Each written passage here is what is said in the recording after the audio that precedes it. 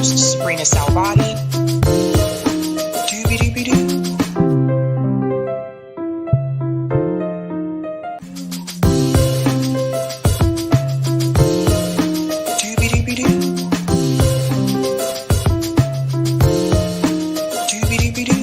I'm your host, sabrinasalvati.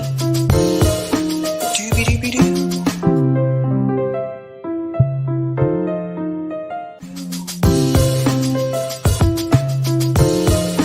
Doobie-doobie-doo. Doobie-doobie-doo. I'm your host, sabrinasalvati. All right. Happy Tuesday, ladies and gentlemen. Welcome to Sabs podcast. I'm your host, sabrinasalvati. Shout out to everyone watching on YouTube and Rockfin and Twitter. And I don't know what is going on with Rumble. So for those of you that usually watch on Rumble, I tried to set up the stream on Rumble multiple times today. At first I had difficulty logging into Rumble. Then I finally got in and then it said this page is down or this page has an error or whatever. So I don't know what's going on with Rumble. And then before I went live, I tried to do it again and it still wasn't working. So that's why we're not on Rumble. So sorry about that. Again, I don't know what's going on with Rumble, but I have not been able to get on there today. My mic is off. Eric, can you come on really quick so I can log out and log in? My mic isn't connected.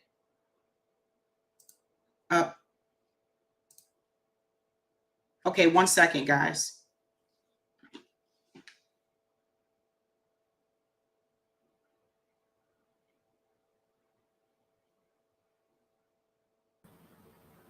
Hey.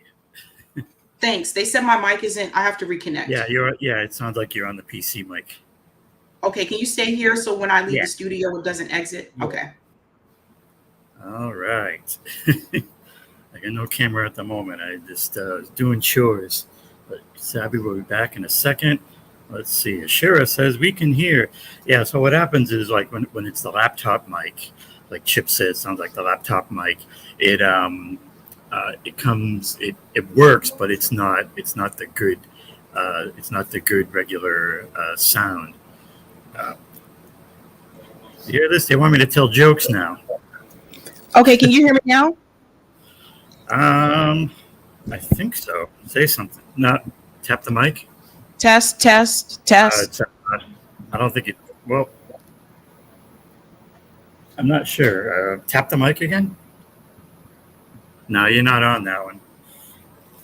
That's weird. It's showing me on my end that it's registering just fine. Oh no, you're okay. I hear it now. All right, you're good. Okay. All right. As you were. Okay, sorry about that. Anyway, what I was saying is I am not streaming on Rumble because I couldn't access Rumble today. I don't know what's going on, but I tried to log in. It wouldn't let me log in. Then I got an error message that said this page is not working. So I'm not sure what's going on with Rumble, but it apparently is not working for me. Then again, I tried to access it right before I went live and I still haven't been able to get on. So I don't know if you guys, what is it, Rick? Rick said Rumble is acting up. Yeah, okay, so it's not just me. All right. It's good to know it's not just me because, yeah, I was not able to get on there at all. So sorry about all of that. Anywho, Judge Joe Brown should be joining us in just a second. I do want to go ahead and shout out patrons. Let's go ahead and give them a big hello and welcome. Thank you so much. All right. Shout out to everyone who is a Sabby patron. Thank you so much for your support. If you're interested in being a Sabby patron, I have 5 categories: Ultimate, Sabinators, Sabsters, Sabbies. Thank you so much. And of course, there's also members. Thank you guys so much for your support. All of their names are listed here, and you can also see their names scrolling across the bottom of the screen, or it was scrolling across the bottom of the screen. Let's see what's going on here. There we go. All right. And I want to give a shout out to new Sabby patrons. Over here, we call them newbies. Let's give it up for Christopher Lowry and V Sneed 3. That is an interesting name. V Sneed 3. Thank you so much. Really appreciate you. All right. Yeah, I know. It's a bummer too, man, because I like to make sure I'm on multiple platforms, but I don't know what is going on with Rumble at all. So I don't know. Let's go ahead and give shout outs to people in the chat. Thank you so much for your time. Let me scroll back up. All right. Oh my gosh, there's a lot of comments. I'm trying to catch up. Okay. Shout out to Lorez, says zombie in the air. Yes. I guess you are a zombie. I don't know. Greetings, Alex, says Caterpillar's biggest factory was built in the Soviet Union in 1931 in Leningrad. Interesting. Shout out to Matthew, says doobie doo time. Greetings. Saul says Denver or Ravina Denver hasn't changed since the show years ago.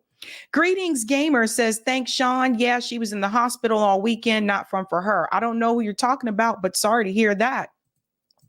Greetings Jamie Looms. You hear about the Black Panther released. I heard a little bit about it. I have to look into that a little bit more. Greetings, Salma. Biden says he's a Zionist. Joe Biden said he condemned the word intifada. Intifada is biblical Hebrew and Eli equals Ali. Benjamin equals Ben plus Yemen.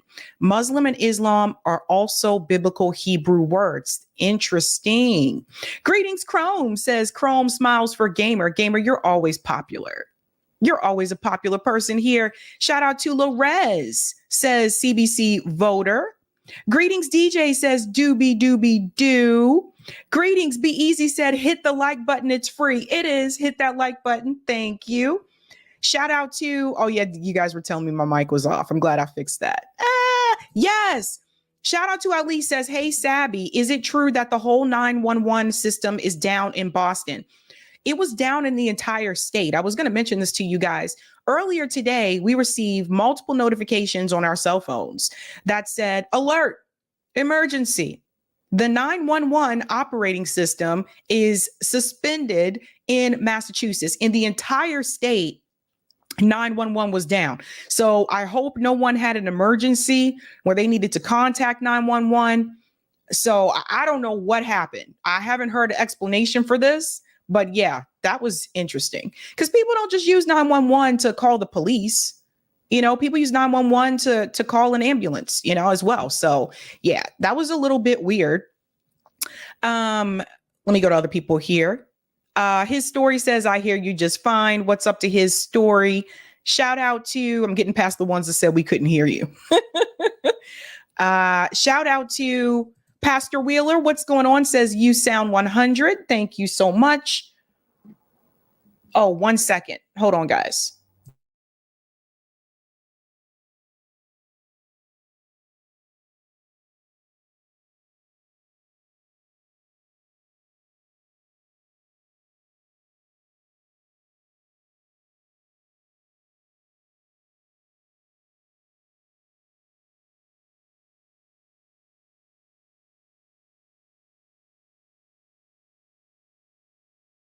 One second, guys.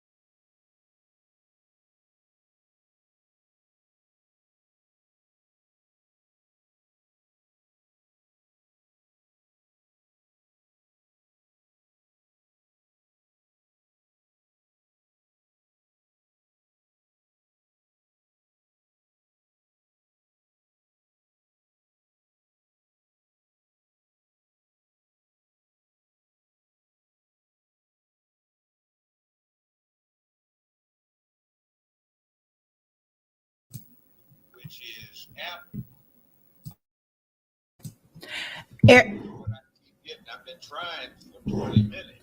Hold on 1 second. Eric, they're saying there's a problem with StreamYard for Apple. They can't get on StreamYard using Apple. Can you come on for just a second?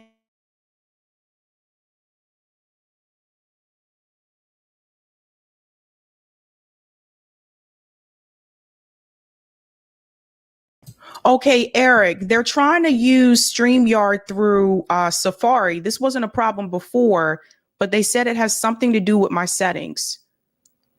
So Eric, can you check the settings really quick? I'm just asking Eric if he can check this. I don't understand. Yeah, that's weird.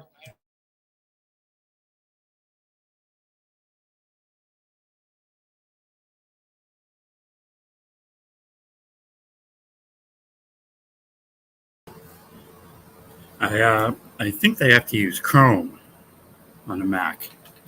Second. No, Eric, he does this with this show with Dana, and they use StreamYard all the time. So he's used it on Apple before. That's not the issue. But it's saying that um I have local restrictions. Can you just check the setting? Yeah, that doesn't sound like. Yeah, you can send it to me. Can you just send it? Can you text me my number, your number? I'm sending it to you right now. Yes, ma'am. I'm sending you your number right now. Okay, thank you. Yeah, that's weird. I don't understand what's going on with StreamYard.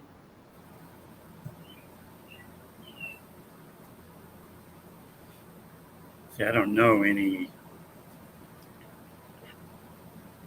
settings that would be.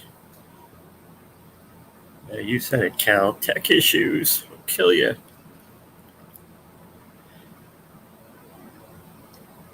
The gamer agrees. Yeah, it's like Sabby said, we had a big 911 outage. They didn't explain it here in Massachusetts.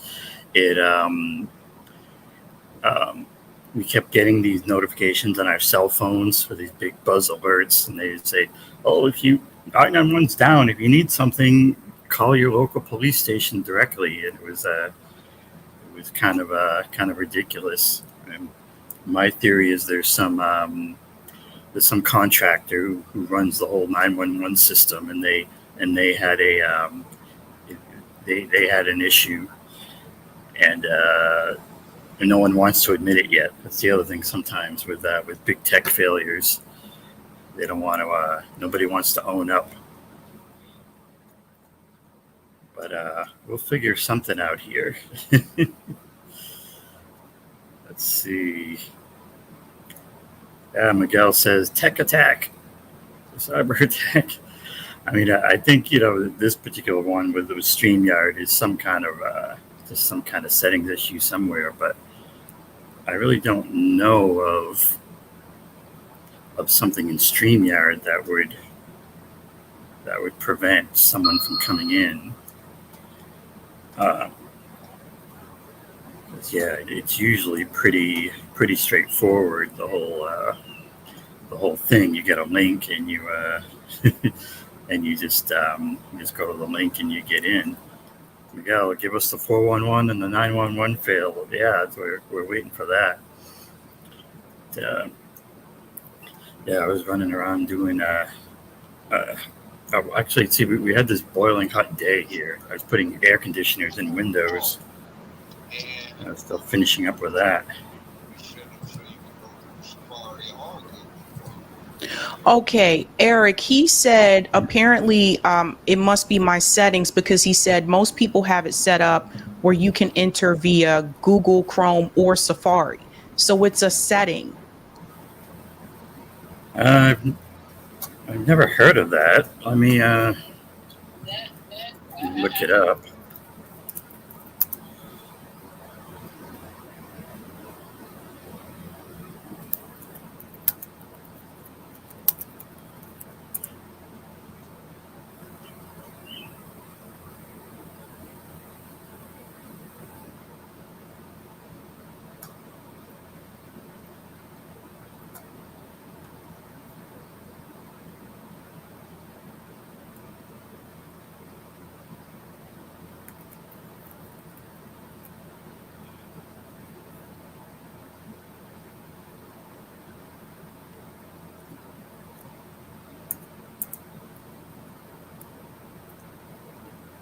I mean, I don't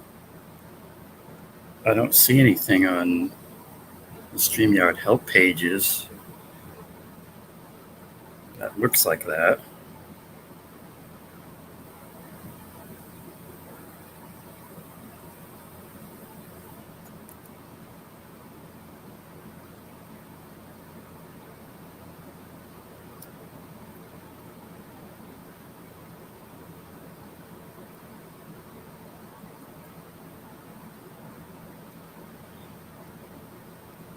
But yeah, I would tend to say try a different browser is usually the answer. I mean, for this kind of situation, try a different browser. Maybe the StreamYard version of turning it off and turning it on again, because sometimes you just have to go to a different browser. In general, StreamYard likes Chrome, just generally. They seem to have better hooks in Chrome and all that. Sean's got the answer. Just whack it like an old TV. Reboot it.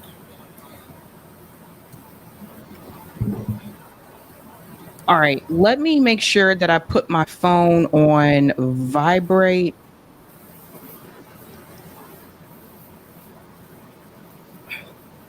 Just 1 second, guys.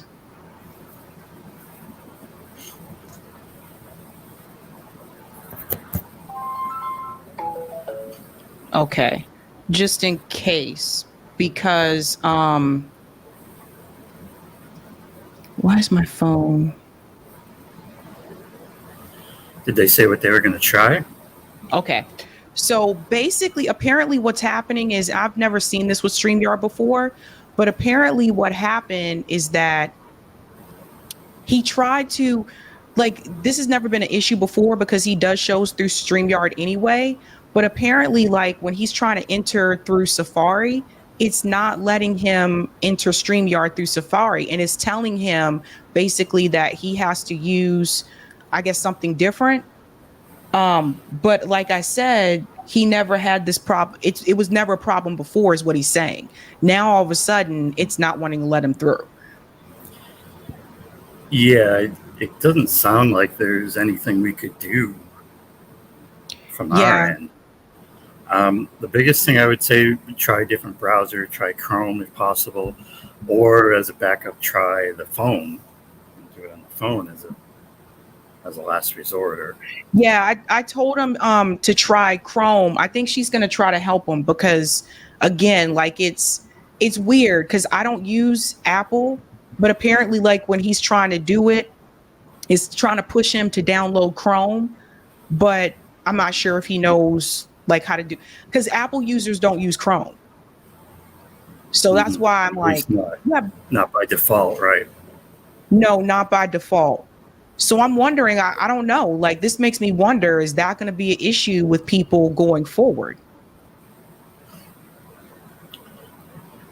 I mean, it may have been something that StreamYard did. The way the whole system works is it runs off their servers, and they actually change the code all the time. They don't even tell us they change things, and so they may have done something, but it's hard to know for sure sometimes. I know, but it's weird. I'm telling you, he just used it last night. Mm-hmm. So it must have been something they did. Whereas Jamie said, is he on Apple? Yeah, he's on Apple, but he used it last night just fine. So I don't know.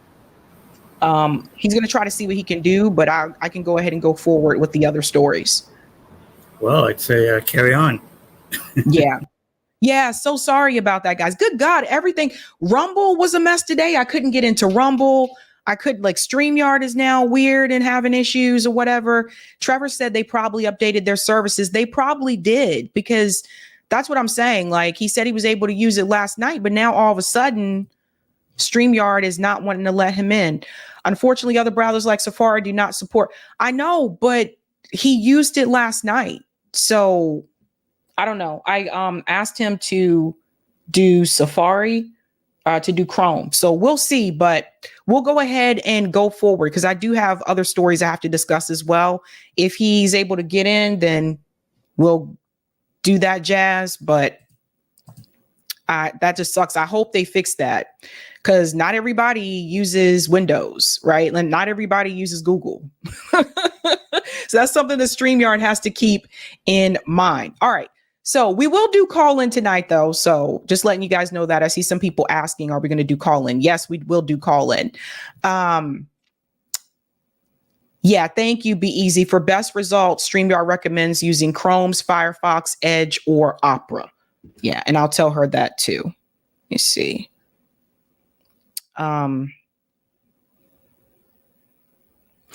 Yeah, because he sent me a screenshot. It says this studio has local recordings enabled, but they are not supported on iOS Safari. Local due to browser recordings. Yeah, there restrictions. is that.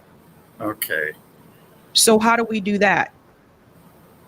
I don't think we can turn it off, though. Yeah, you can't. No, but it says, listen to what this says, though. It says, please use the StreamYard iOS app to continue. So they want him to download an app. But it says, this is important, this studio has local recordings enabled, but they are not supported on iOS. Yeah, so what happens is, I'll tell the audience too, is that when we have guests, we'll enable local recordings, which records it also on their end in case there's an internet problem during the interview and we get a backup recording. But that is apparently not supported on Safari, and so it's giving them trouble with that. Now, it should have just said, don't record and let them in or something, but yeah, I would tell them to put in the app is going to be the best bet. The other thing I wanted to say is Firefox is really, to me, the best browser to use on any operating system. You can do that on Apple as well, I believe. I know you can do Firefox on Linux, but yeah. Okay, well, let's go forward. God, so first it was like, seriously, guys. So the 911 emergency services today was down in Massachusetts. So again, I hope no one had an emergency. I don't know what's going on with Rumble, but I couldn't use Rumble today. I couldn't even log into Rumble. It was just a mess. It's crazy. It's crazy and wild.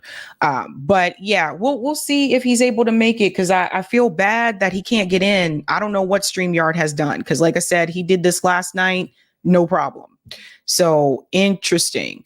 But let me go ahead to these comments here. Rick, we'll see. We're trying. Thank you so much for the super chat, Rick.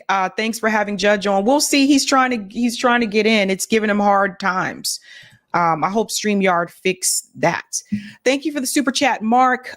Bree stood the DD boys up last night before. I wonder what is up with her. I can't help you there. I can't help you there, dude. I don't know about that. Okay, thanks for letting me know, Eric. All right. So let's go ahead and go to the thumbnail to see what else we're going to discuss tonight. Like I said, we will do call in. So let me go ahead and share my screen here. All right. Tonight, ladies and gentlemen, we are discussing, again, we'll see if Judge Joe Brown is able to get in. But if he is, he'll be here. And then also we're going to discuss Charlamagne the God checks Bill Maher. So that's an interesting discussion, crazy conversation that happened there. Again, they're talking about the 2024 presidential election. There's also some discussion there about Gaza. We're also going to discuss Netanyahu's war cabinet struggles. So this is a huge story dealing with Israel. And last but not least, Debbie Wasserman Schultz is spreading lies on CNN. So yes, it is wild and crazy. So let's see. Who just said that? Okay, I think everybody else can send him the Zoom link. I can't do Zoom through StreamYard. If someone knows how to do Zoom through StreamYard, let me know. But I don't think that's possible. Yeah, because I can't leave StreamYard and go to Zoom. It doesn't work like that. But anywho, we will go ahead and start with one of the first stories. And let's go ahead and start with this story about Dana Bash. Okay, so Dana Bash and Debbie Wasserman Schultz, they've spoken to each other on CNN before. And Debbie Weiserman Schultz, we all know, is a Zionist. So is Dana Bash. They are continuing to parrot the lie about the October 7th, essay, the assault on October 7th. They're continuing to promote this documentary from Sheryl Sandberg. And I think people need to see this because I just told you a couple of days ago that Kamala Harris was hosting an event for the Biden administration to talk to people about the importance about the essay that happened to women, that allegedly happened to women on October 7th. And they are reportedly just completely continuing to parrot this lie, which is just absolutely ridiculous. So let's go ahead and dive into this discussion here from CNN. Dana Bash tweeted this out herself. Debbie Weiserman Schultz joins me for Inside Politics to shine a light on the sexual violence Hamas uses as a weapon of war. Listen to this, guys. This is crazy and wild. Joining me now is Democratic Congresswoman Debbie Wasserman Schultz of Florida. Thank you so much for being here. Look, Amit's story should make every human being sick. Sexual violence. We know that Sheryl Sandberg documented those horrific stories so that the world could bear witness, ice out denialism, and yet denialism still exists. How do you combat that? Well, Dana, thanks for shining a spotlight on this. The primary way that we combat it is by doing exactly what you and I are doing here, and that's making sure that we can shine a bright spotlight on the sexual and gender-based violence that Hamas perpetrated on its victims on October 7th, and that very likely, we know, are continuing to perpetrate that sexual violence. And Sheryl Sandberg's film is searing, but I'm really proud of the Vice President and the Second Gentleman for using the White House's platform to make sure that the world knows that Hamas used sexual violence and continues to use it as a weapon of war, is violating women, Israeli women. And I hosted a forum with the Second Gentleman on Capitol Hill a few months ago, and the Israeli police came and showed us videos that were taken by Hamas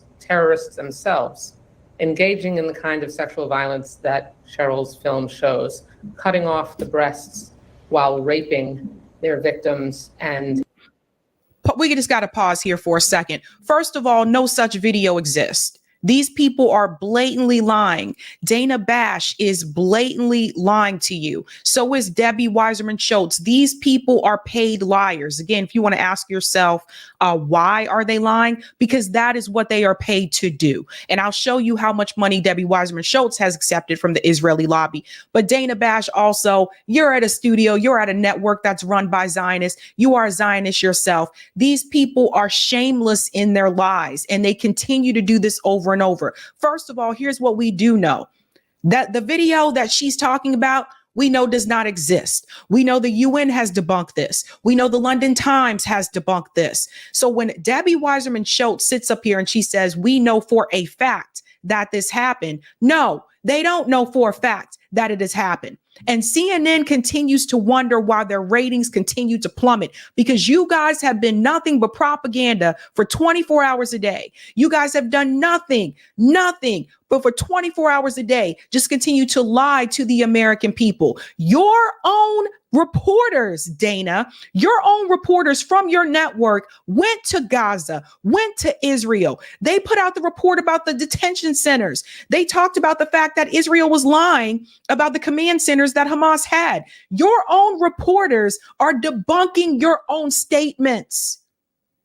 So I don't know what's going on at CNN, but it's very apparent that they are not aligned in agreement with what actually happened on October 7th. And it really is an embarrassment. It really makes you look really bad. It makes you look some kind of freaking way.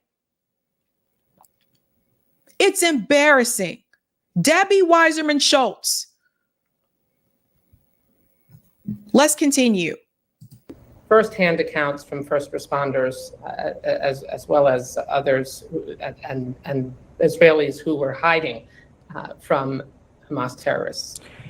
She's stuttering because she knows she's lying. What accounts from first responders? There were no accounts from first responders with evidence that that happened. And you know what? Everyone take note of this. This is also very shameful for people who have been victims of sexual violence. It is very shameful that you would sit up here and you would make up these lies, knowing damn well you have no evidence, you have no proof. And there are people out there who did have evidence and did have proof, and they never saw their day of justice. I don't see you screaming out for those people. You care so much all of a sudden all about women that have been victims of this. Why were you silent? Why were you so quiet when Tara Reid came forward? And Tara Reid came forward initially before Joe Biden ran for president. Where was that I care about women and believe women then?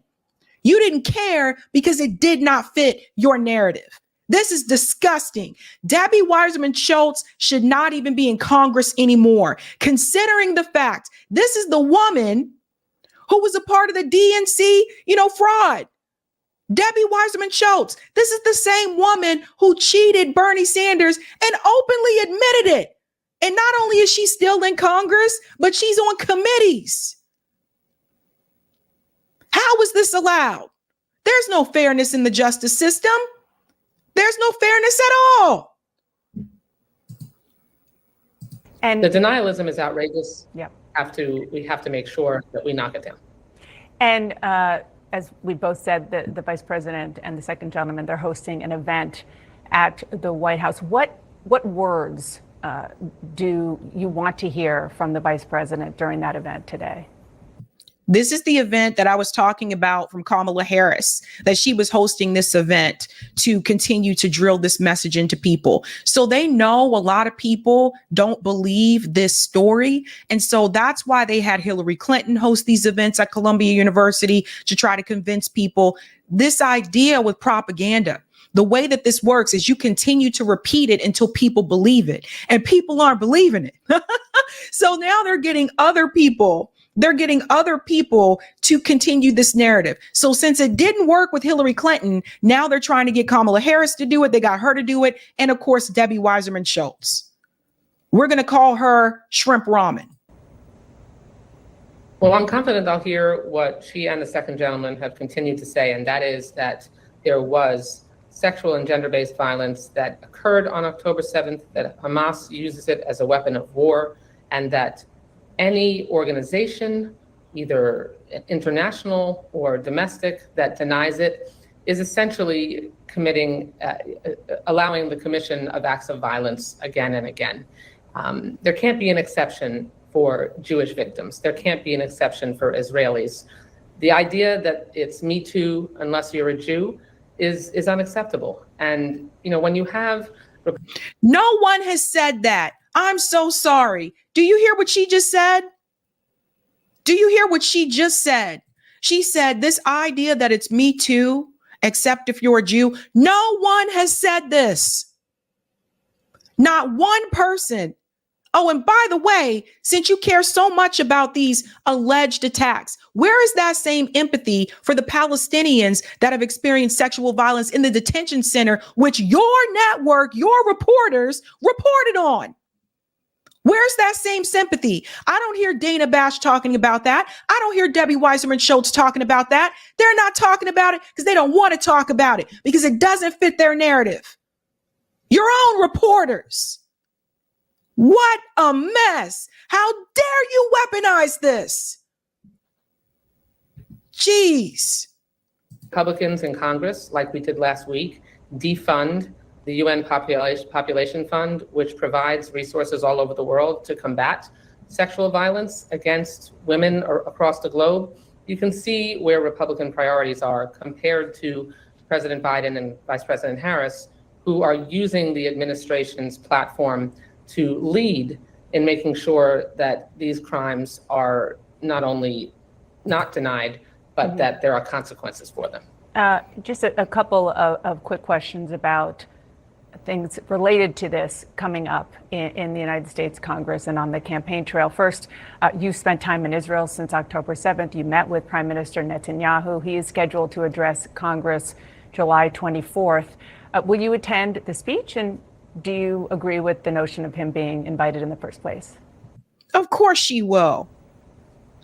I will be attending the speech, and I, of course, believe that the leader of Israel, one of the United States' closest allies and friends, not just in the region, but anywhere in the world, that hearing from him is critical and separate from whether you agree or disagree on some of the decisions that he's made. No, it is not important. It is not critical that you hear from a war criminal. That's not important. It is not critical. If anything, you should be shunning a war criminal. You don't invite him in to speak to Congress. There are a number of congressional members that are choosing to sit this out. Now, sadly to say, some of them had no problem with voting to send those weapons to Israel. But there are a number of Congress members that are choosing to sit this out. Debbie Wasserman Schultz is bought. This has nothing to do with Hamas. This has nothing to do with Gaza. She is bought and paid for. She does not work for her constituents. She works for the state of Israel. She works for the Israeli lobby. She works for the military industrial complex. That is who she works for. Pathetic. And every member has to make their own decision about whether to attend. But not only do I owe my constituents that, but it's a relationship that we need to honor. And the war in the Middle East is presenting a real challenge for the Democratic Party. It's playing out at the ballot box this month. There is a primary contest in New York, the 16th district there. Incumbent Jamal Bowman, who has called stories of Israeli women that Hamas raped, quote, propaganda. He's being challenged by George Latimer, who says he is unabashedly pro-Israel. Again, this is a Democratic primary. Have you made a decision? Are you going to weigh in and support one or the other? All I'll say about that race is that it is terribly, terribly unacceptable that the rhetoric that Jamal Bowman has used. He's engaged in anti-Semitic rhetoric. He has, for the entire 8 months until just last week, when it was clear polling was problematic for him, finally condemned what Hamas perpetrated against Israelis on October 7th. He is engaged in conduct unbecoming of a member of Congress, and it's terribly unfortunate, and his constituents will have to decide whether they want to return him to the Congress. Yeah, and he also walked back the denialism later of this. So look, here's the thing. At the end of the day, she's going to support the other politician, just like Hillary Clinton is, right? Again, you have to follow the money. Where is the money going? Who is she supporting and why is she supporting them? Because of the money that is flowing in. So this is important. Jamal Bowman right now is on the verge of possibly losing this campaign, right? Now, I have a lot of criticism for Jamal Bowman. I don't support Jamal Bowman because he's still in the Democratic Party. He's still part of the two-party system. But if Jamal Bowman loses, and we'll show you a little bit about this later, if Jamal Bowman loses, it'll be in part because AIPAC has turned against him. The Israeli lobby has turned against him. Even though he's taken money from the Israeli lobby, we'll show you a little bit of that when we get into the CHARLAMAGNE story. But they have turned against him. This is how they were able to get Cynthia McKinney out. All that big money coming from AIPAC. And then there's the part that Jamal Bowman, did not uphold some of the promises that he made to the progressive community that supported him. So there's that as well. Sexual assault that went on October 7th. But so it sounds like not real. You're stopping short of endorsing his opponent. This is a race in New York, and I generally don't get involved in congressional races outside of my home state, only occasionally. I'm no longer the chair of the DNC, so I'm staying focused on Florida and making sure we can win the majority, because the Republicans have proved over and over again that that's essential, because we have to make sure that we can stand by our ally Israel and not use it as a political wedge and a political football, bring the hostages home, get this deal agreed to, so that we can end the war and make sure that Gazans can get the humanitarian aid they need. Congresswoman Debbie Wasserman Schultz, thank you so much for joining me today. Appreciate it. Thank you, Anna. What a disaster. What a freaking mess. That is absolutely disgusting. But look at where the money is coming from. So, of course, she is compromised. APAC Tracker pointed this out. No such evidence exists. See, they were, debunking Dana Bash and Debbie Wasserman Schultz as well. This is important. We have to say this over and over again. No such evidence exists. They are blatantly lying. But she's compromised, right? Debbie Wasserman Schultz, the representative, is funded by foreign interests. She's in District Florida 25 party, Democratic Party, election date August 20th. She has received over $907,000 from AIPAC and the Israeli lobby. You don't get that kind of money from them. You don't get that kind of money from them at all unless you are willing to protect them at all costs and you are willing to sell out. That's just how it works, ladies and gentlemen. Sorry, but it's the truth. So she's just openly lying. You see? Openly lying. This account here on Twitter, K, said, if such evidence exists, why were they not able to present it? This is important. And this is a valid question. This is from the UN. The commission has reviewed testimonies obtained by journalists and the Israeli police concerning assault, but has not been able to independently verify such allegations. Due to a lack of access to victims, witnesses, and crime sites. So listen to this.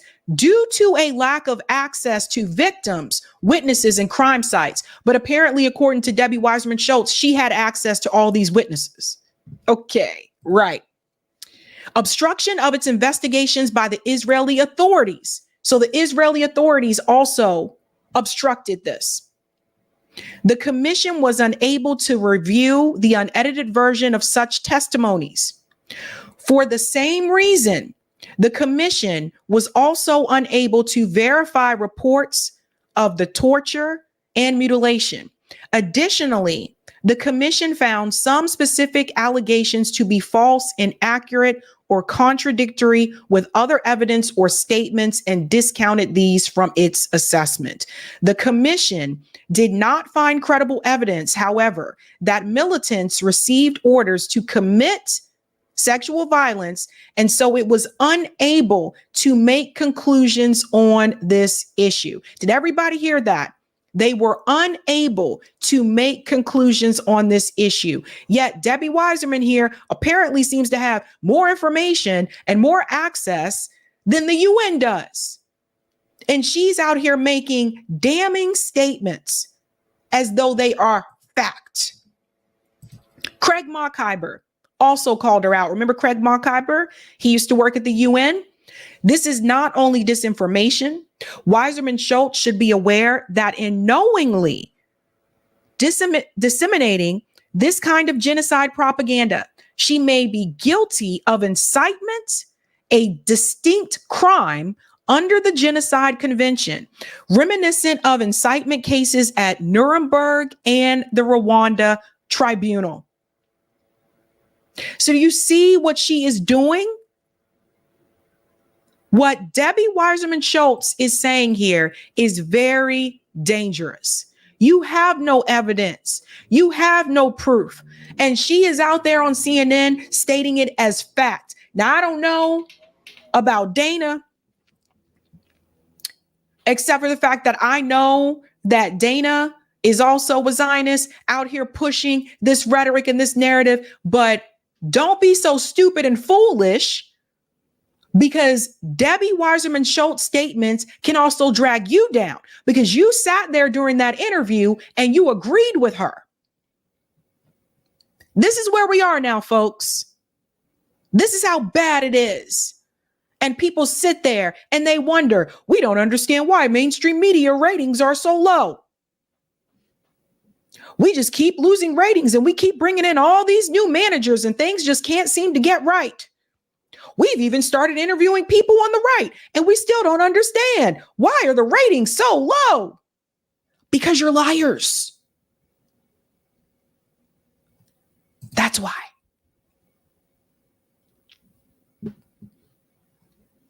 I can't believe they still continue to bring on shrimp ramen. And I say it because every time I look at her, I think about a bowl of ramen noodles. What a mess. What a mess. Rondo said her name is Zionist Ramen Schultz. Whoo. Janine says they need to get Dana up out of there. Yes, they do. But Dana knows how her bread is buttered, right? So she knows exactly, you know, she knows. She knows what's going on. Let's go to some of the other comments up here. Thank you for the super chat, Tates. Where are those who chanted USA, USA, USA when Zionists fully enslaved the USA from the bank to the tank? That's a good question, Tates. Thank you for the super chat, Anthony. I wouldn't use Track APAC stuff since the info is available from the source and Track APAC pushes Justice Democrat sellouts. Plus, this issue is bigger than one PAC. I hear what you're saying, but I have shown Debbie Wasserman Schultz her funding information on Open Secrets too. So I've shown that as well. But I hear you. Brian, don't do my ramen noodles like that. I am sorry, Brian. Brian's like, don't take me there, Sabs. I don't know. Do people like the shrimp ramen? Anybody? Anybody like shrimp ramen? No?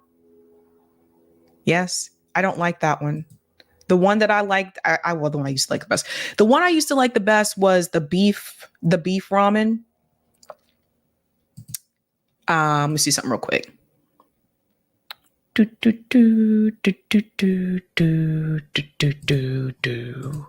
All right, so we figured out what it was. Oh man, that sucks.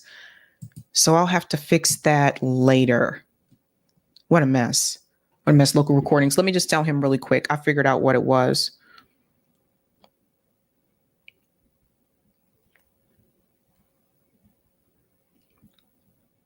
Okay, so from now on, I know why.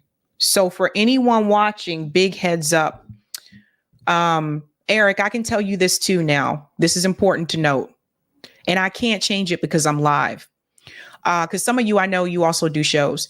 Apparently now in StreamYard, if you have enabled local recordings, this is important. So Eric, I have to change this after. It won't let me do it right now because it says you can't change recording settings when you are live. If you enable record locally for a participant, then that means that participant, if they're in Safari, they may have difficulty being able to get into the studio. So that sucks. That didn't used to be an issue, but now it is. So just letting everybody know. And Eric, you know that now too, but it won't let me change it because I'm live. And I'll show you guys. Let me see.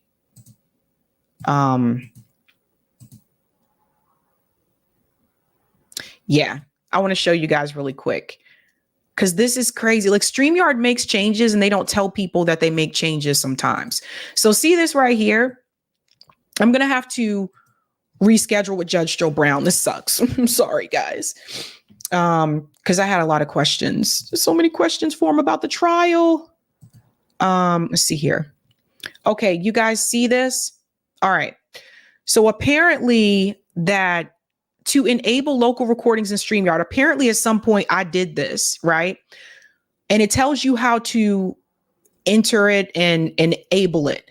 The problem is when I'm live, it doesn't let me change it. So the only way that I can change it is when I'm done with the stream, which really sucks. I know. I'm sorry, guys. I'm so sorry. I think we're going to go to the next one. Oh, I have 2 more super chats. Let's get this. Thank you for the super chat. B, October 7 opened my eyes to how powerful, far-reaching, and evil AIPAC is. Any potential candidate of mine will be disqualified if they take AIPAC money. Thank you for that. And thank you for the super chat, Ava. Medusa Weiserman Schmutz. Ay. Okay. All right, guys. Yeah, I know. Eric says tech is a beautiful, untamable wild beast. I know. And someone else said in the chat that Kim Iverson had a problem too, that kind of thing. So,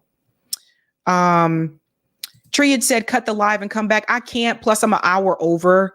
So I want to be respectful of his time too. So we'll reschedule. Because if I cut the live, also, like, YouTube will penalize me for that too. I'm also going to have to change that thumbnail. I'm sorry, guys. Hold on.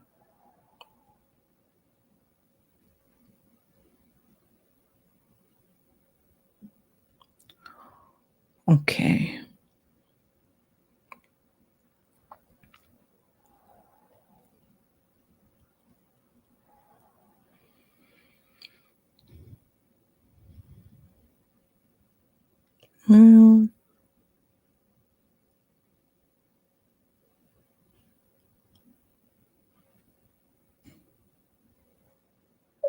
Okay. All right, I was just responding there. Yeah, I know. It's been crazy, man. A lot of people are having technical difficulties. What's wrong, Grapetime? George Galloway had what is going on today? George Galloway had ongoing problems. Holy smokes. Ay. All right. So let's get to the next story here about the war cabinet. This one is pretty interesting, folks. So Israel is in a pickle. It appears that Benjamin Netanyahu's war cabinet has disbanded. He decided to disband the war cabinet. Now, this comes just days after some of the members of that cabinet chose to resign. And now he is disbanding it. I want to show you two different videos about how they talk about this, because one video in particular talks about it as though this is not a big deal. And the other one shows that there is some miscommunication happening now, because there are certain, I guess, rules. The IDF is used to taking communication from the war cabinet, and now they're not getting that communication. And I'm going to show you how this is messing things up for Netanyahu. But it is a sign for Israel, in my opinion, regardless of what this gentleman says here, that Becky Anderson is going to interview. Listen to this.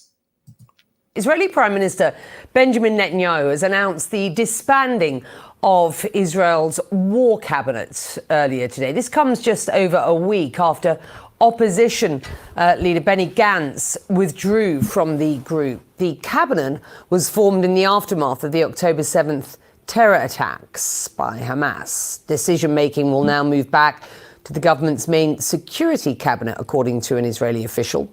Well, the move comes as Mr. Netanyahu expresses frustration over a new IDF policy of a daily tactical pause to allow more aid into Gaza. That pause reportedly began on Saturday and will take place every day from 8 a.m. until 7 p.m. local time, until further notice, to allow aid trucks to move from the Kerem Shalom crossing. Well, this does seem to be an awful lot of internal confusion in Israel. Tonight we ask, is Prime Minister Netanyahu losing control? Well, here to help us unpack this is Alon Pincus. He's the former Israeli Consul General in New York. What do you make of what we have seen in the past 24 to 48 hours, sir? Chaos, Becky, just like you described it, a loss of control. Look, the disbanding of the war cabinet in and of itself is not a dramatic thing, because the war cabinet did not have, will not have any constitutional, statutory authority and powers. It was just a convenient consultative body that was set up by Mr. Netanyahu in the panic and disorientation that ensued October 7th. Let me just pause here for a second. Okay, so he said it's not a big deal, but again, I want you to look at his title. Look at the heading below him. Listen to this. Alon Pincus, former Israeli Consul General. So this is someone who worked for Israel. So even if it was a big problem that the war cabinet has disbanded, even if that was a big problem, he's not going to tell you that. So we got to pay attention to the titles of the people that they interview. We have to pay attention to what they're saying and also their titles. That is very important. It was less proactive in the positive sense and more useful in that it prevented several reckless policies from being implemented. So the fact that it was disbanded, and as you correctly pointed out, in the aftermath of, or against the background of Mr. Gantz's withdrawal from the government, means very little. What it does mean is that Mr. Netanyahu has now been deprived of the political shield and protective aura over him. He now owns not only the debacle of October 7th, and the prosecution and the management of the war, but the weeks ahead, which leads us to your second question or point that you made, Becky, and that is this, that his reservations about this pause or hiatus. This is not something that the military decided on its own volition. This is his approval. This is based on his consent. He knew about this. That he now is playing this disingenuous, oh my God, I didn't know about this, is absolutely astonishing. Let me just pause there for a second. Lance is spot on. They're desperately trying to hide the fact that Israel is imploding. Yes, they are. Let's remember, the world has already turned against Israel. So there's that, right? The ICJ has turned against Israel. The ICC has turned against Israel, right? We have numerous Western allies with the United States that have publicly turned against Israel. Then you have members of the war cabinet that have chosen to resign. And now Netanyahu disbands the war cabinet. Remember, this guy is a former Israeli counsel general. Okay, so someone who was a part of the mess is never going to admit that the mess was a mess. Just think about that for a second. Think about who he is. He's not going to air all the dirty laundry to you. And I wouldn't be surprised if he's saying what he was told to say.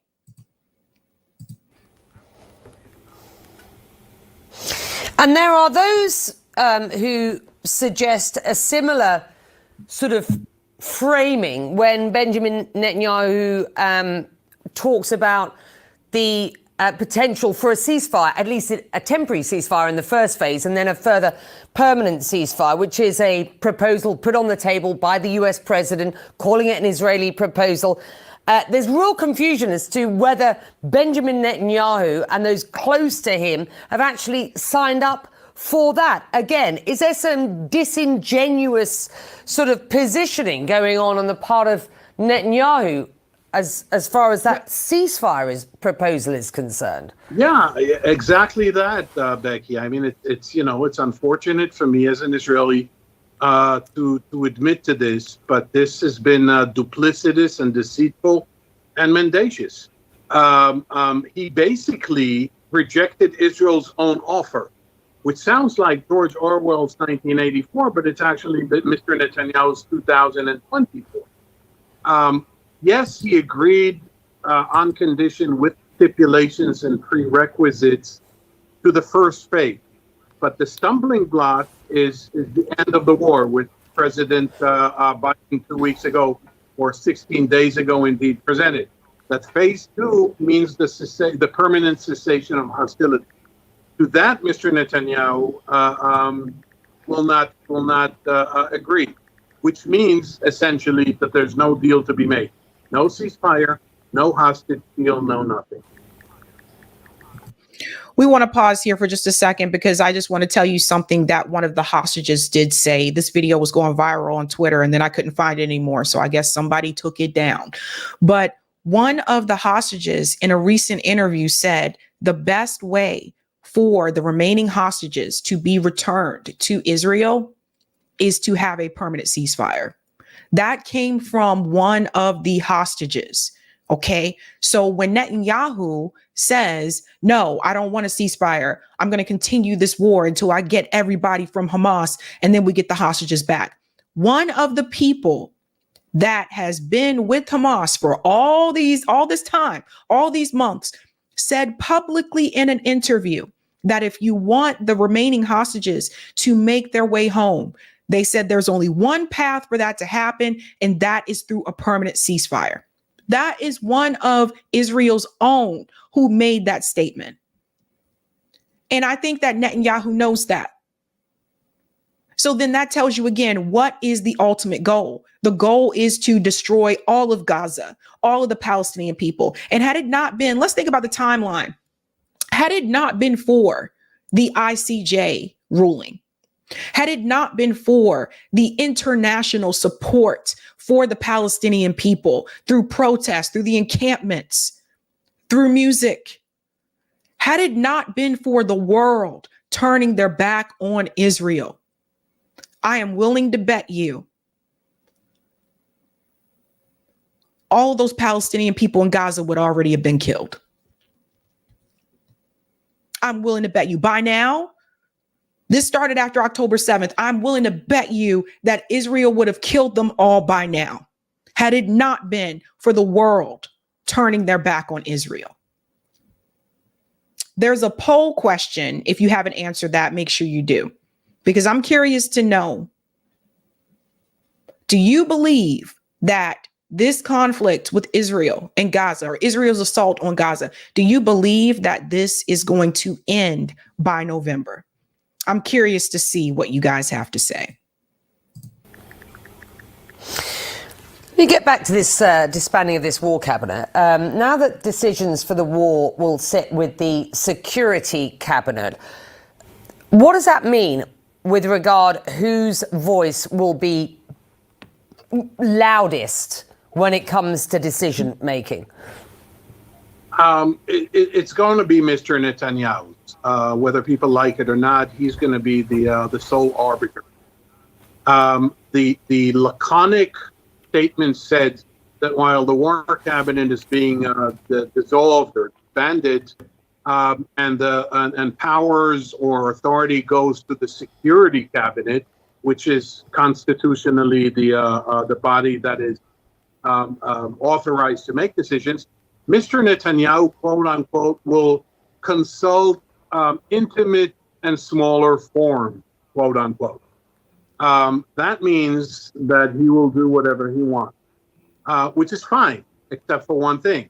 There's no balancing act. There's no countervailing views being aired, because the entire cabinet right now consists of right-wing extremists. I want to push back on something he said here, and he said that Netanyahu will be able to do whatever he wants, and he said that's fine. No, that's not fine. That's how we got here. This is how we got here. This belief that Israel could do whatever it wanted to do. This belief that Netanyahu can do whatever he wants to do. That is how we got here. This idea that there is no accountability. So no, it should not be said that he can do whatever he wants to do and that's fine. No, there has to be checks and balances. There are no checks and balances when it comes to Israel, right? So they wouldn't let this happen if it were Russia. They wouldn't let this happen if it were China. They wouldn't let this happen if it was Iran. They let it happen because it's Israel. And because we have these organizations in the United States that control our politicians. They are bought. They are paid for. It's disgusting. And I wish more people would call it out like it is. This is why we continue to talk about the money. We continue to show you which politicians are in bed with the Israeli lobby, which politicians are in bed with Big Pharma, so that you understand why they're voting the way that they are on certain pieces of legislation. It is important for you to know that these politicians that are in bed with the Israeli lobby are never going to move in such a way that is going to give the Palestinian people some type of self-determination and some type of freedom. You need to know that the politicians that are in bed with Big Pharma are never going to move in any type of way that's going to give you any type of universal health care in this country.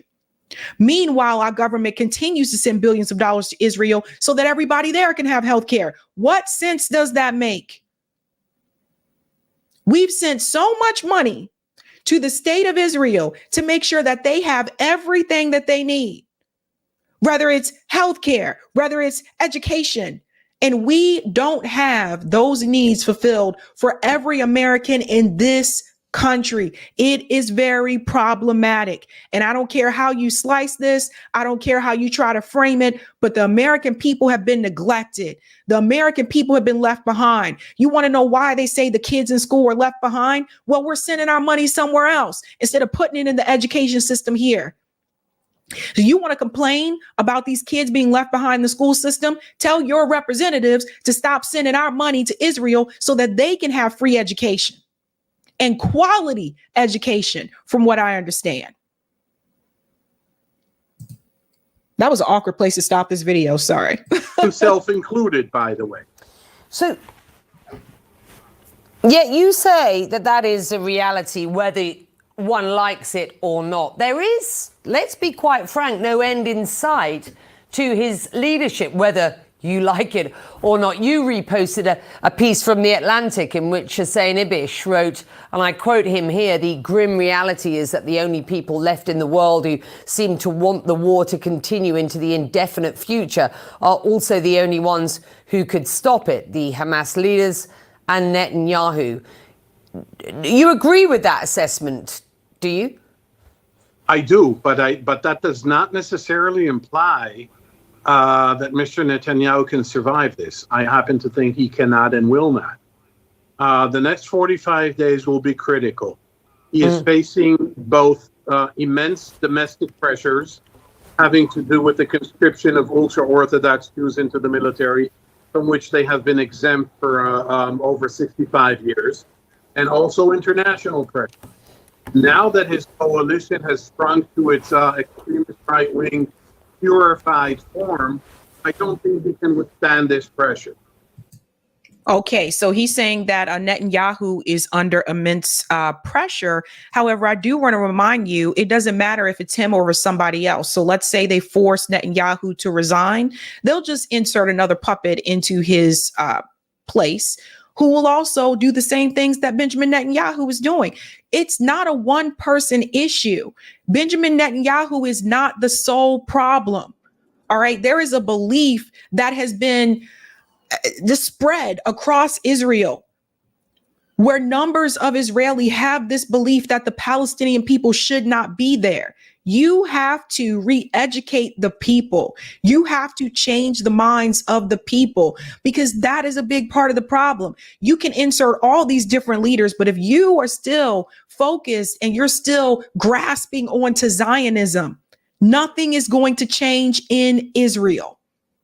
So this is what I say, the same thing about politicians here in the United States. You can change the politicians, but if they're still going into the same corrupt party, they're not going to be that much better than their predecessors.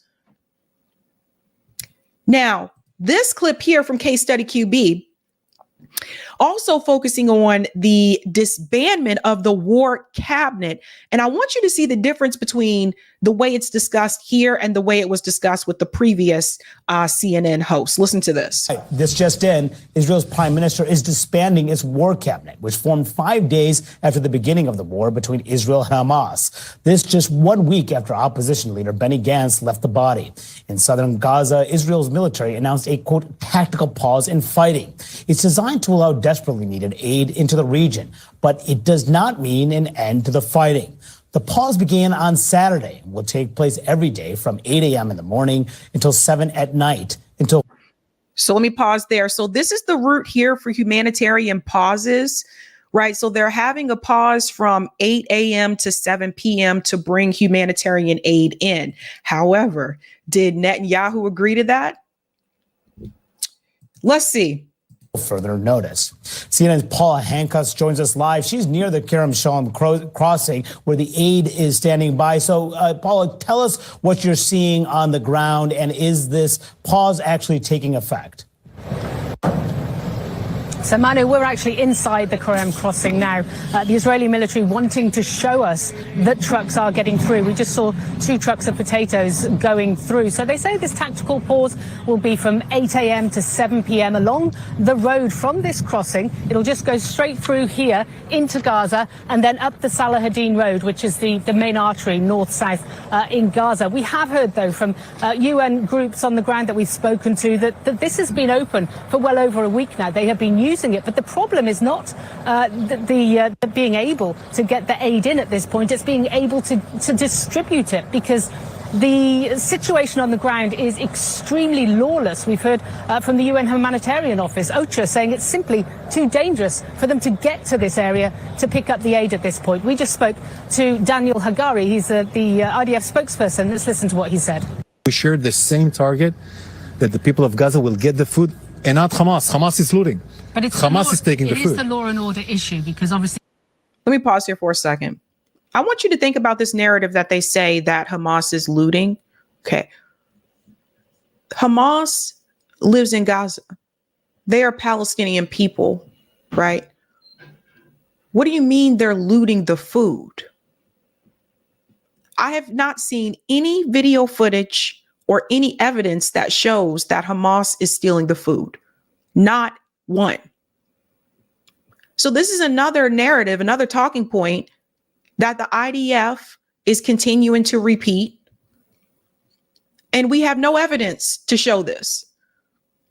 But what we do have evidence to show is that Israel has been blocking aid. I've shown multiple videos on this show of Israel stopping the food from getting in, of IDF soldiers raiding the trucks, setting fire to supplies. We do have evidence of that. I haven't seen any evidence that shows Hamas looting the food. The law enforcement has been targeted by Israeli military, and so that there is no law enforcement now within Gaza. So are you going to escort these trucks? The military will escort them? Well, this is the war zone, and we need to act inside the war zone and to find inside the complexity the way that finds solutions.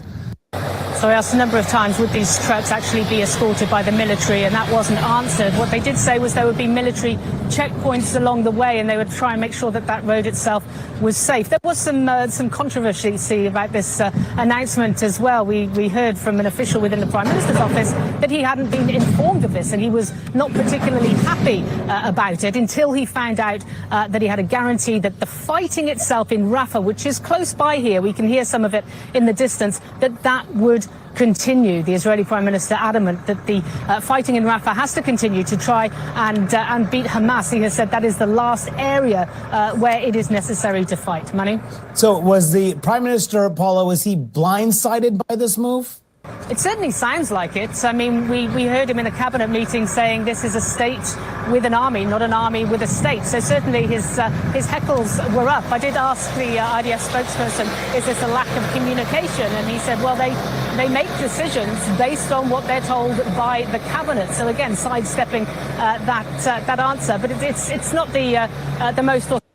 Pause for a second. So did you guys hear that? So if you pay close attention to what she's saying there, Netanyahu did not approve the humanitarian aid to get through. He did not approve what has just been decided, that they're going to have that temporary pause from 8 a.m. to 7 p.m. to allow the food to come through, supplies to come through. She's telling you that he did not approve of that.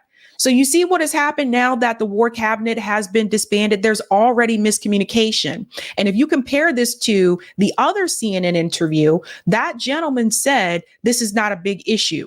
But according to what she's saying, it is a big issue because the IDF soldiers were used to taking orders from the war cabinet. Get up. So it seems like to me CNN is not on the same page. And Israel's not on the same page. Suspicious way to open this tactical route. And of course, this is just one route. The fighting will continue. And the issue is, we're hearing from humanitarian aid groups on the ground, is it is very dangerous for them to actually get to this particular area. There is looting. There is a lack of law and order because Israel has targeted the law and order within Gaza itself.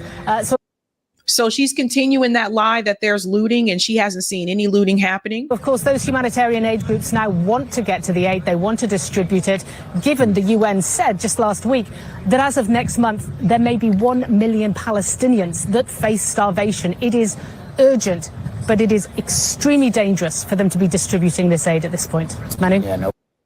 So the fact that there may be 1 million Palestinians that are going to, may starve, may die from starvation if they don't get the food in.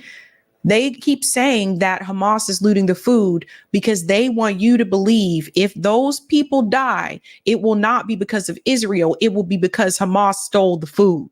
So do you see how this works when they continue to repeat that Hamas has been looting it? No evidence of that, but I showed you evidence of Israel stopping that food from coming in. I showed you evidence of the flour massacre where there was an aid truck that got through and they went to go get the food and IDF soldiers started shooting at the Palestinian people. So everything that the IDF does, they are trying to blame it all on Hamas. Hamas did not stop the aid from coming in, but we did see footage of IDF soldiers looting those trucks, stealing that food and the supplies. So you always have to think about what we saw and what we did not see. And I don't know about you, but it's a lot easier for me to believe what I saw versus what I did not see. So there's that. I think that is the other piece I want to mention here, the State Department. Now, because of the disband of the war cabinet, now there are questions to the State Department. What should Israel do? This is hilarious, this statement here from Matt Miller, because of course they're going to ask him, how is the U.S. going to get involved when it comes to the war cabinet in Israel? His answer is hilarious. Listen to this. You talked about the dissolution of the Israeli war cabinet, said this was an internal matter, but it's not an internal matter if it affects who is in the direct line of decision making over the use of US military assistance and US weapons, particularly in relation to this war. And we know it seems very likely now that the ministers for national security and finance will be a far more significant part of that decision making process. Does that concern you? We ultimately judge the decisions that the government of Israel makes, as we do with other governments, on the policy outcomes those decisions produce, not on the people making them. That's true no matter who is in the government. It will continue to be true. But these are people you've repeatedly criticized for, I think, what you call destabilizing rhetoric, for, effectively what are their values. One is a convicted supporter of terrorism. Another has openly called for the ethnic cleansing of Palestinians. So if these people are now, in a direct line of decision-making over the war in Gaza, surely that's a concern for you. So those are people who have always been in the cabinet, and we have made clear when they take actions that we disagree with. We've made that clear publicly, and I can tell you we've had some very direct conversations privately as well with the senior members of the government of Israel about those policies that we think are unproductive, not only to the plight of the Palestinian people, but to Israel's security. Pause. Let's talk about private conversations. So if you have a private conversation with someone, it remained private. None of us can attest to a conversation that you had privately with another person. None of us can confirm that that conversation actually happened because we don't know, because we weren't there. Okay. So stop it, Matt. Stop telling people we had these conversations with them privately as well. I don't know that. I wasn't there. You weren't there. You don't know if these conversations happened or not. Okay. So the so-called private conversations, we have no evidence to prove took place. There's that. I'm sorry, but we need to go ahead and say that. I'm getting tired of Matt saying we had these private conversations. I don't know that these things happen at all. Let's continue. Ultimately, though, it is not for us to pass judgment on who ought to be in the government of Israel or who ought to not be in the government of Israel or into the cabinet. That's just not. Okay, we'll go back because this is funny. I'm sorry. This is the funny part. It is not for us to pass judgment on who ought to be in the government of Israel or who ought to not be in the government of Israel or into the cabinet. That's just not a decision for the United States to make. We don't. But you had no problem making those decisions before when it came to other countries. Listen to this, ladies and gentlemen. Are you hearing what he is saying? He is seriously sitting here trying to pretend like the United States government has never made decisions about leadership or administrations of other countries involving their government. He is seriously going to say this, okay? How many coups have you implemented? How many leaders have you overthrown? So it's hilarious to me because he kind of smirks as though it's a silly question. It's not a silly question because the US government is notorious for overthrowing leaders and for telling other countries who they can have in charge and not. What about Gaddafi? What about Lumumba? Okay. What about Saddam Hussein? You don't have to agree with these political leaders. You ain't got to be on their team. But for him to pretend like this is not typical for the US to do, it's just hilarious. It's absolutely hilarious. Matt Miller's face. Every time I see this guy stand up in front of this podium, he reminds me of like a Disney cartoon villain, right? Like I feel like I could picture him if he was a cartoon character. He would be the Disney villain. I can see it all in his face. No, hold on. We don't decide who is in the cabinet of any other country. That is a decision for the people of Israel to make.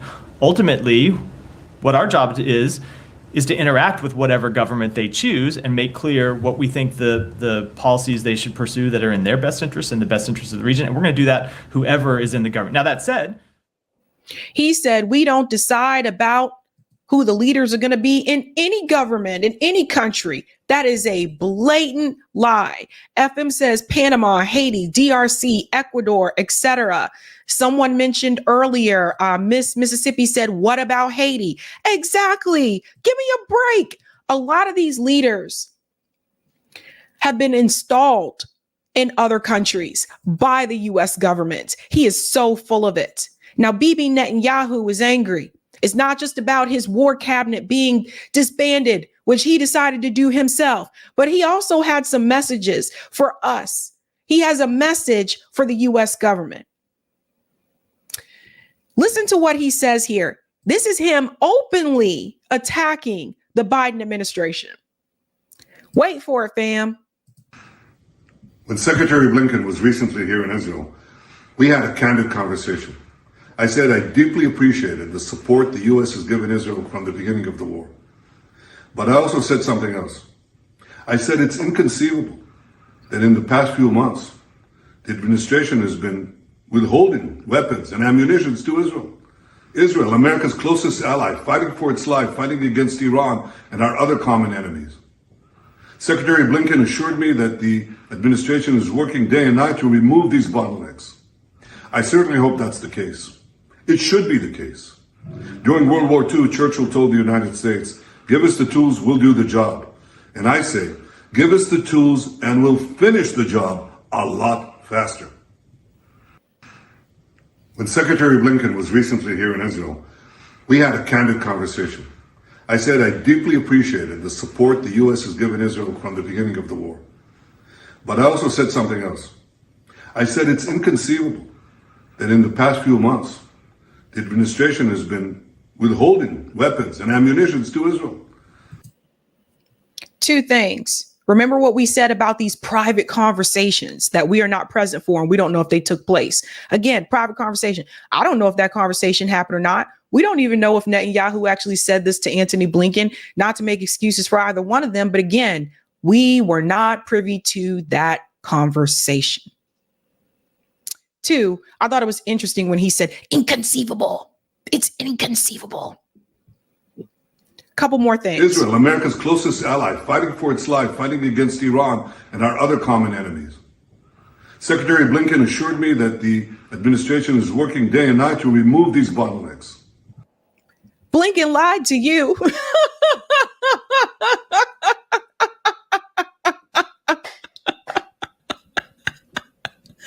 Secretary Blinken assured me that the administration was going to remove these bottlenecks.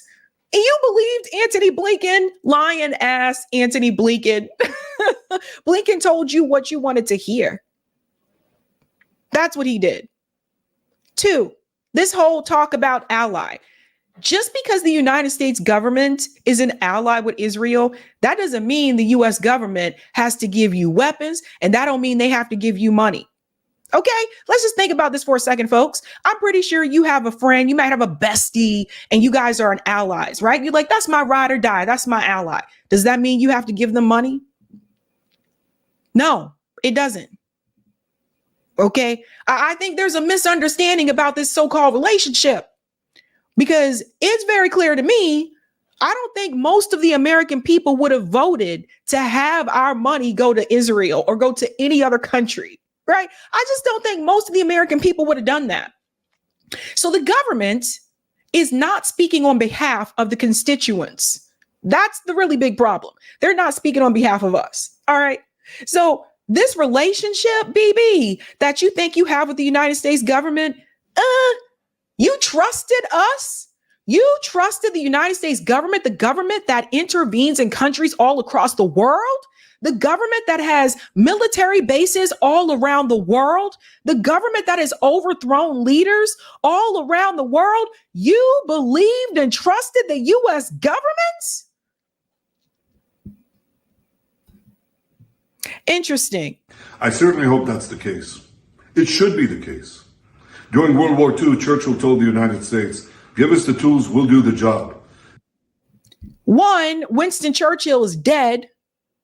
2, it is 2024. You know, people they like to go back to World War II. It is 2024. Stop trying to use World War II as an excuse for you to genocide a whole entire population of people. Stop using World War II as an excuse for the U.S. government to have to give you weapons and give you money, okay? Winston Churchill, not the best example to use of a person, but Winston Churchill is dead. All right, let's stop bringing up all these leaders that have died, that did some horrible things during their time. Let's stop bringing up these people. I get tired of it. You know, I'm tired of people bringing up FDR. I'm tired of people bringing up FDR, Franklin D. Roosevelt. Tired of them bringing up Thomas Jefferson, JFK. They would have done this. They would have done that. All these people are gone. And it is 2024. They kill me with that. And I say, give us the tools and we'll finish the job a lot faster. We don't have to give you anything. In that speech, I kind of feel like, in a way, what's really awkward about it is like he basically slapped us in the face and then asked us for money. What? So BB sat up there in the beginning and he criticized that we weren't doing what he wanted us to do. He just knocked us out in the face and then at the end asked us for money. Give me the tools that I need to finish the job. What? We don't have to give you anything. This is why you have to be able to take care of your own people, your own country. You should never, and this would never happen had it not been for imperialism. Had it not been for imperialism, countries wouldn't have had to rely on Western countries to help them out, to back them up, to give them some type of financial support. Had it not been for imperialism, this would have never happened. That's how we got here. But you have been riding on our backs for a long damn time. You have all the tools that you need, in my opinion. You have an Iron Dome. You have a lot of money. You got free education. You have free healthcare. You got everything that you need to take care of yourself. And as far as I'm concerned, we don't owe you anything. We ain't got to give you nothing. Nothing. Period. And the atrocities that happened to Jewish people, yes, it's wrong. It's devastating. It's disgusting. However, it did not happen in the United States. Now, I keep seeing Netanyahu and all these other politicians blaming the U.S. government, pleading to the U.S. government, you have a duty to do. You're our ally. You owe us. How do we owe you when we give you $3.8 billion every year? I don't see you making this speech to Germany. Where's the video for Germany, Netanyahu? Why aren't you asking them for more money? They're number 2 after us. Why don't you bump them up and make them number 1 since the atrocities happened there?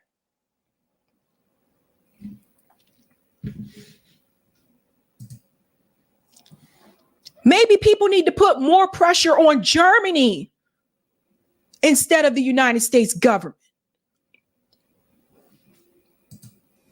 He's a mess. Israel is failing.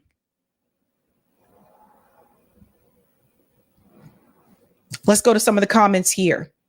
Tia said, so it is his job to try to downplay the dumpster fire. There you go.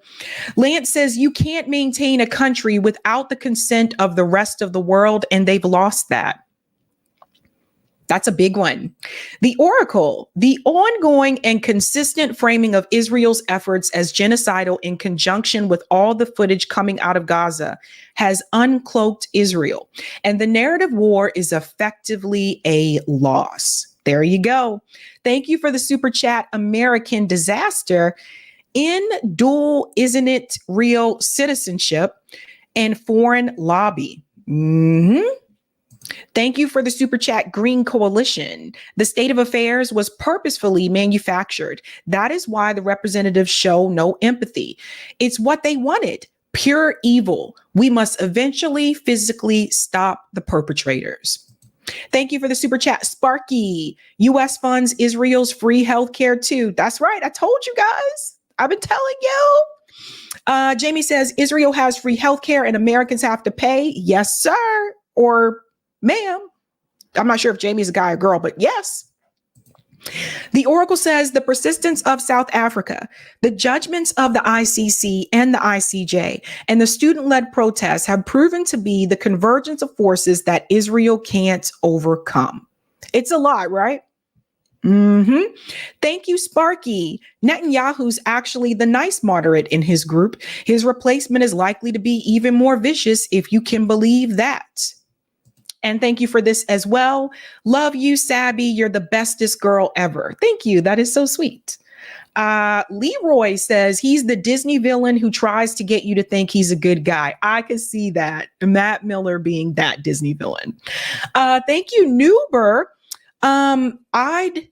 Our damn tax money. I think you mean it's our damn tax money. We are entitled to know. We are. Thank you, Curtis. Matt looks like a young Peter Cushing, Dracula. Ooh. And thank you, Ninja. Churchill was responsible for a genocide of India because he caused the Bengal famine in World War II. F. Churchill. Right. Like, let's stop bringing up these people, okay? You know, what are we pardoning them for? Let me get the comments on Rockfin, Eric. Doop, doop, doo. Thank you for the tip on Rockfin, JVB. Sabby about MSM because you're liars. That's the quiet part spoken out loud. Thanks, Sabby. You are welcome. Okay. We're moving on to our next story here. As you guys may have heard, Joe Biden obviously is struggling in the polls, and we're going to actually talk about the polls first, and then we're going to get to the TikTok issue. With the Biden administration, I told you that he has been losing support tremendously from African-American voters. Well, while he's losing support, it appears that Donald Trump is gaining support and it's continuing to increase. I talked about this once on the show before, but now there is new polling that shows that more African-American voters are going towards Donald Trump. Let's go ahead and bring this up here. Over the weekend, a direct push from Donald Trump to pick up support among black voters, an historically Democratic voting bloc. CNN senior data reporter Harry Enton is with us. So where does the race stand among African-American voters right now? Yeah, I keep looking for this to change, to go back to a historical norm. And it's simply put, has not yet. So this is the margin, or Biden and Trump among black voters, compare where we were at this point in 2020, compare where we are now. You know, at this point, look at this. In 2020, Joe Biden was getting 86% of the African-American vote. Look at where it is now. It's 70%. That's a 16-point drop, John. And more than that, it's not just that Joe Biden is losing ground, it's that Donald Trump is gaining ground. You go from 7%, single digits at this point in 2020, to now 21%. And again, ladies and gentlemen, in my lifetime, and you can tell me if it was different for you. I know some of you are older than me, so let me know. In my lifetime, I have never seen a Republican candidate get that much support from the African-American community in the polls. In the polls. Look at this. Biden went from 86% in 2020 to 70%. And I'd argue, like, seriously, I think Biden has less than 70% because they're not including in these polls, right? Young people are usually not included in these polls. So just keep that in mind. Donald Trump had 7% in 2020. Donald Trump now has 21% of the African-American vote for 2024. And again, that doesn't include younger people. So that number could be higher and Joe Biden's number could be lower than the 70%. I don't remember in my lifetime a Republican candidate getting this high of a percentage of support from African Americans in the poll. 21%. How do you go from 7% to 21%? What does that say about Joe Biden's presidency? What does that say about the economy? What does that say about the Black community feeling as though that their needs have not been met by the Democratic Party? Because remember, we already had Trump as president. It's not like people are like, oh, I wonder what Donald Trump presidency will be like. We already had Donald Trump as president. That's the crazy part. And he still gained support. What does that say? Let's go on a little bit more here, and then we're going to go to the TikToker, and you're going to see what's happening with the younger generation as well. Again, John, I keep looking for signs that this is going to go back to normal, and I don't see it yet in the polling. If anything, right now, we're careening towards a historic performance for a Republican presidential candidate, the likes of which we have not seen in 6 decades. And when you dig into this number here, what is the makeup of that number? This is where we get very interesting. So I decided to dive deeper into the crosstabs, figure out where is it that Joe Biden is truly struggling among black voters. All right. So this is black voters, Biden versus Trump margin. Look at black voters age 50 and older, and you'll see, look, Joe Biden was leading amongst this group at this point by 83 points back in 2020. Now it's 74 points. So yeah. Pause. So even some of the older black voters, according to this poll, are not feeling Joe Biden. Now, that was a more of a surprise to me. I would expect that to happen more on the younger side, but that was a surprise to me because a lot of like older black voters are more likely just going to support the party, right? So whoever the nominee is for the Democratic Party, they're going to vote Democrat because that's their party. Right. It's the same thing for the Republican Party. Some older voters for the Republican Party, they're going to support whoever the nominee is because they are supporting the party. Watch this part, though. A slight decline in that margin, but nothing out of this world. Look at black voters under the age of 50. Holy cow, folks. Holy cow. Look at this. Joe Biden was up by 80 points among this group back at this point in 2020. Look at where that margin has careened down towards. It's now just, get this, 37 points. That lead has dropped by more than half, Mr. Berman. Yes, more than half. And I think we all know why. Gaza, right? Now, see, some people said that because he canceled a portion of student loan debt, that was actually going to increase his support with younger voters. And I told people, I don't know about that. Because he made some promises to students that went to HBCUs that he would cancel all of theirs if they made under $125,000 a year. He did not fulfill that. I said, I don't know if that's going to be enough to increase his support with younger people. Went from plus 80 points to plus 37 points for 2024, right? So there's Gaza. That's a really big one. We've been trying to explain this to people. For all the people who continue to tell me this is not an issue, to a lot of voters, it is an issue to a lot of younger voters. It's an issue to me, right? I'm not Gen Z, but I'm under 50. And that is a big issue for someone like me. So that is very problematic. So this whole rhetoric, like we don't really need the young vote because we know that the older voters are the ones that usually come out anyway. People forget that Joe Biden did get a significant portion of the young vote in 2020. That's actually what helped him win a state like Georgia. Now, what do? What they are going to try to do, because I don't think he can turn this around with younger black folk. I don't think he can turn this around with longer black folk. I just don't think so, right? So what do? What is the Democratic Party going to do if they decide to keep Joe Biden there as the nominee for the party? I think what they are going to do is that they are going to try to appeal to the white suburban voters. And we'll see this happen, right? They did this in the suburbs of Atlanta for 2020. I think that's who they're going to start to reach out to. And they'll probably try to appeal more to white suburban women. And they're going to use the abortion issue to help them with that. That is just my prediction. If I was a strategist, that's how my mind would probably be working. So that type of thing. Because I don't think he's going to get that support back from younger black voters. I just never seen anything like this. I'm like speechless. Because you always look at history and you go, okay, this is a historic moment.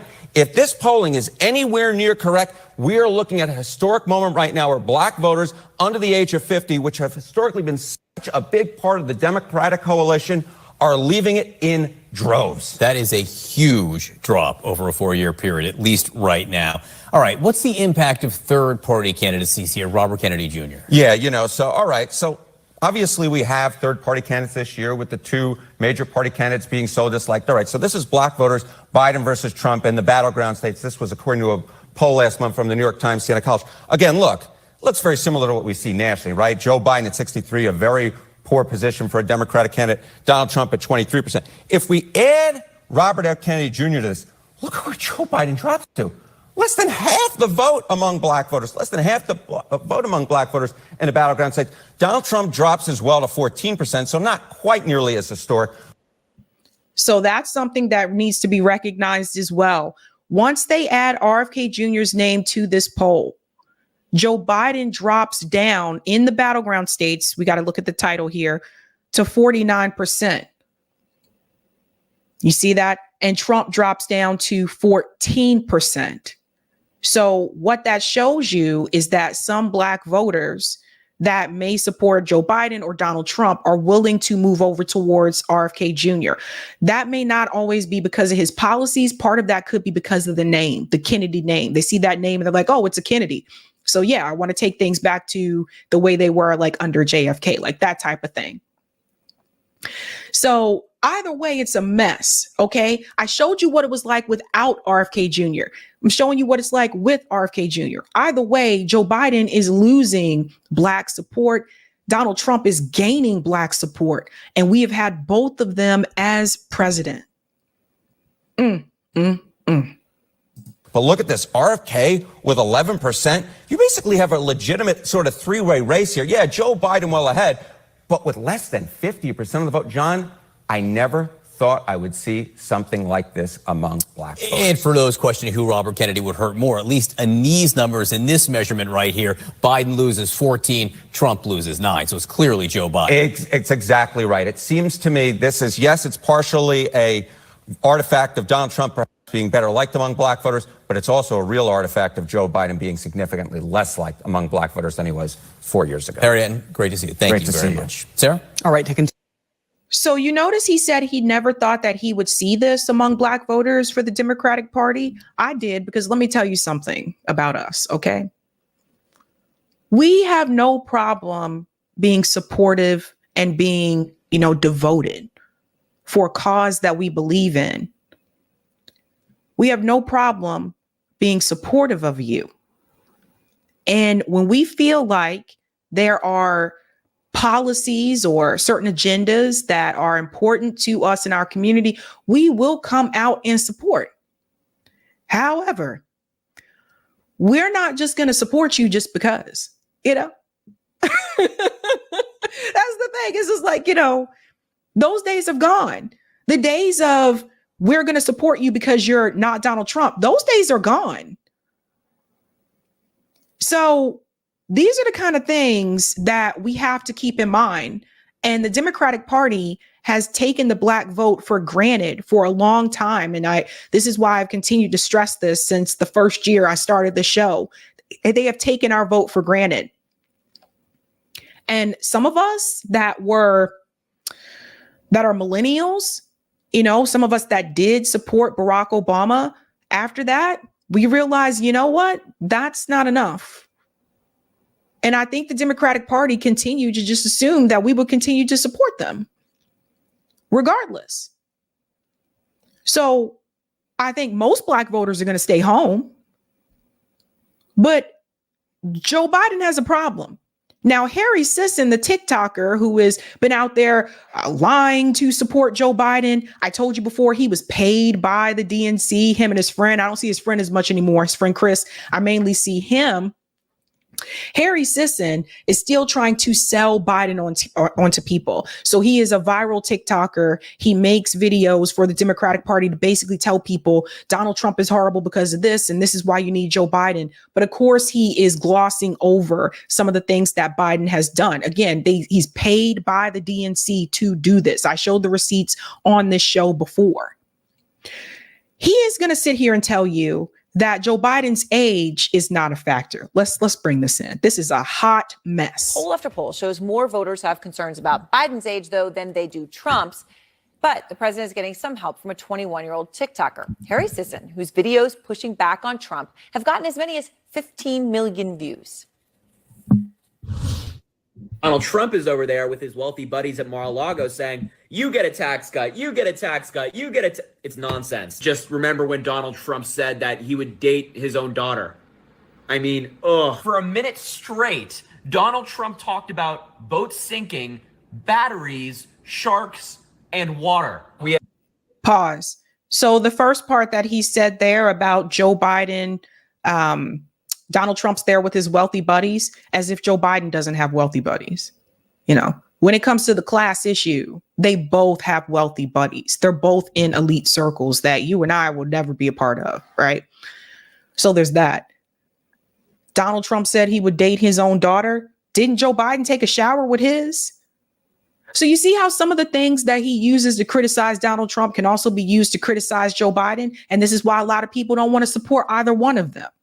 I'm one of those people. You have President Biden who talks about, you know, wanting to lower healthcare costs, protecting the environment, giving women their reproductive rights back. Donald Trump is talking about that, whatever that was. And Harry is out front now. So Harry, all right, just so everyone knows, you're in college now. You just finished your junior year. Right. You've posted 560 videos just this year, meaning 2024, sticking up for Biden, pushing against his critics. So let me just ask you, as someone who just finished your junior year in college, how come? Why are you choosing to do this? It's obviously a huge investment of your time. Look, just because they paid him to do so. Obviously, he's not going to tell you that during this interview. He is paid to do so. He is not doing this. He's not one of the other TikTokers that was just like, you know what?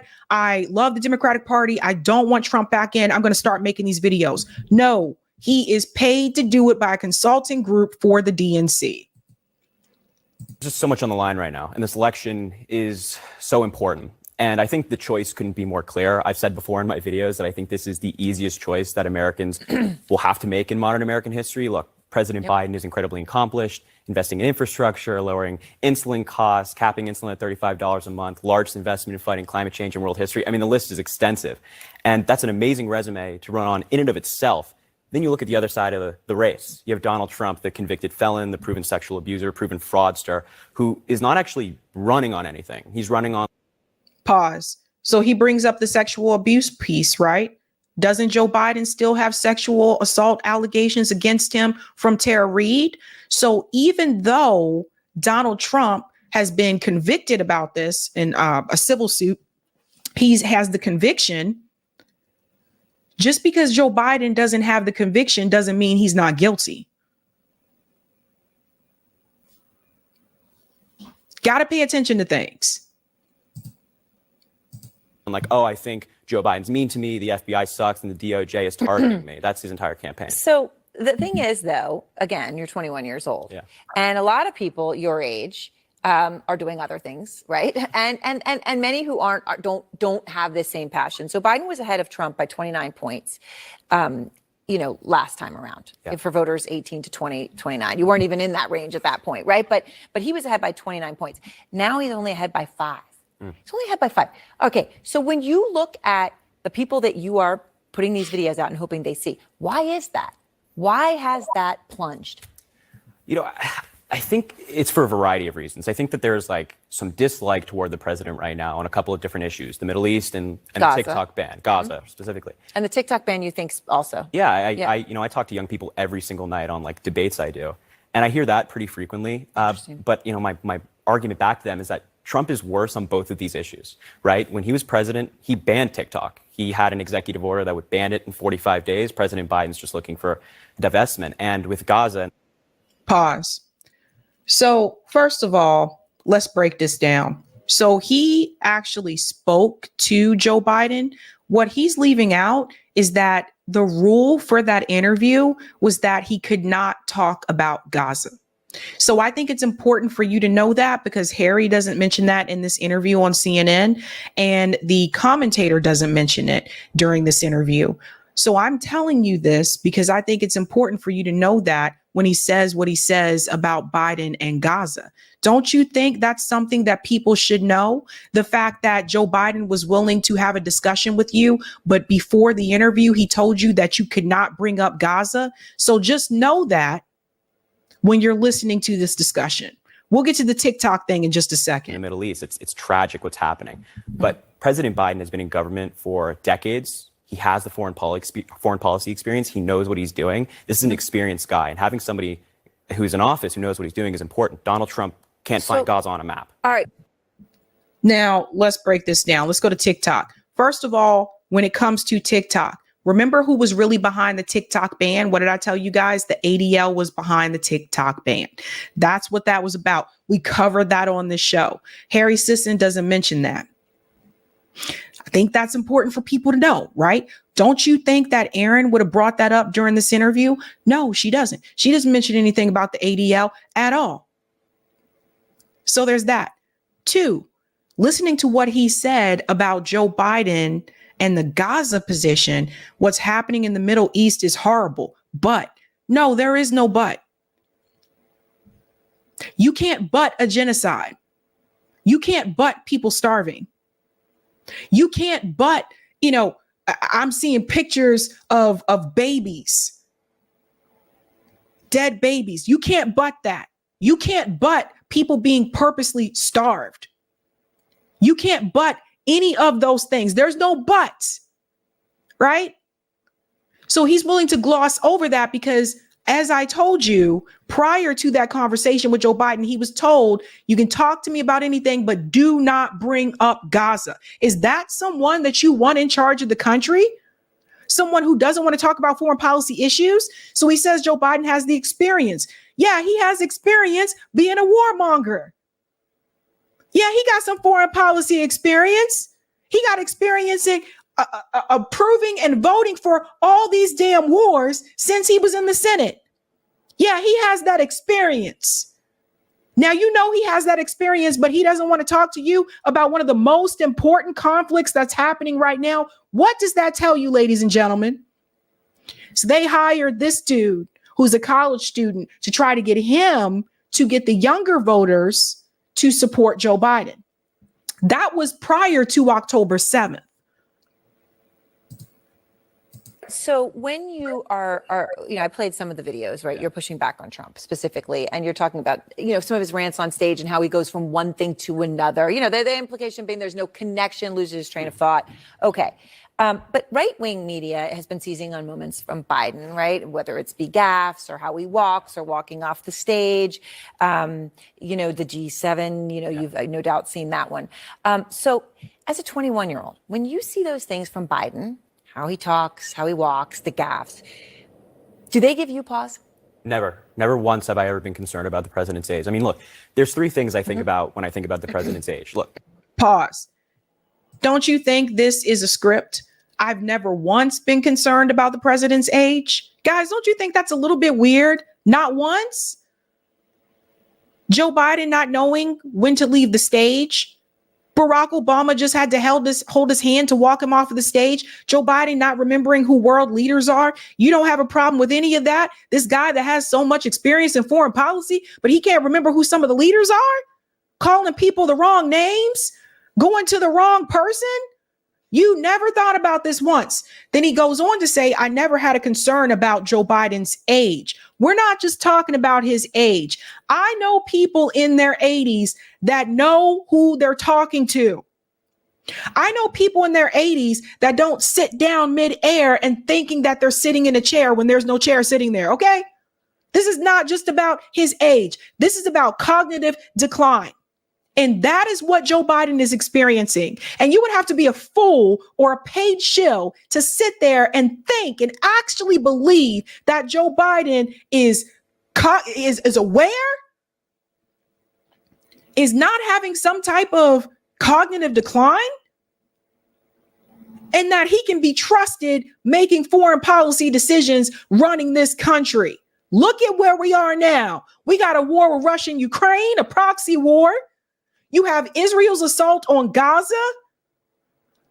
You have a humanitarian crisis in Sudan, which is one of the biggest humanitarian crises in the world right now. You have a genocide happening in the Congo. You had parts of Hawaii catch on fire and the president pretended like it wasn't an urgent issue. You have people that are sick and have received cancer in East Palestine, Ohio, because the president didn't give a damn that a train derailed and poisoned the people. Took him over a year to go visit East Palestine, Ohio. That's who you want running the country? It's not that difficult, folks. It's not going to kill you. You can think Trump is trash and also think Joe Biden is trash. You can think both of these politicians suck and you can choose to vote against both of them. It's not that difficult. Nobody is holding your hand when you go into the voting booth. At least I hope not. If so, let me know what's happening over there. But nobody is holding your hand when you go to vote. Ain't nobody taking pictures of you. Okay, no one's walking in with a video camera. The only thing that's stopping you breaking the duopoly is who you choose to support when you go to vote. You can do that. You can vote third party. You can vote independent. Both of these presidents are trash. I don't know how many times I need to say it. Let's continue. Republicans and world leaders have said that he's fit to serve. Kevin McCarthy said that he's sharp, he's strong in negotiations. President Biden has also had a physical this year. And on site conducting exams were neurologists, and they said that he passes exams perfectly fine. And, you know, I refer to President Biden's 60 Minutes interview where he said, you know, watch me in a question about his age. And I'm watching him, and his record is fantastic. And the last thing I'll say is, like, I spent time. No, we got to pause here for a second. And he's watching him. Did you guys watch him stand on the stage and Barack Obama had to take his hand and lead him off the stage? Did you watch that happen, Harry? Or did you watch it and you just pretending that you didn't see it because you're getting paid not to, right? So always follow the money. You know, did you watch Joe Biden lose track of his words mid-sentence? And I'll be interested to see how this debate turns out in the next couple of days.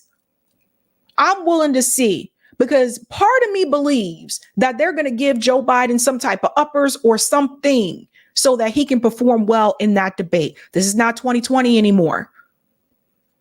Joe Biden has declined significantly since 2020.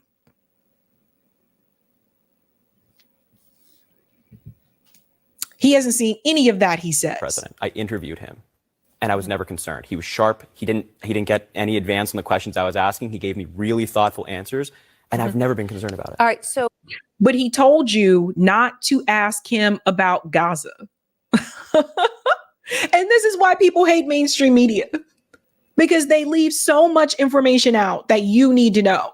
Now, you point out you've met him, you've been invited to events. Has the White House, the Biden campaign, ever tried to tell you what to say, tried to get you to look at something?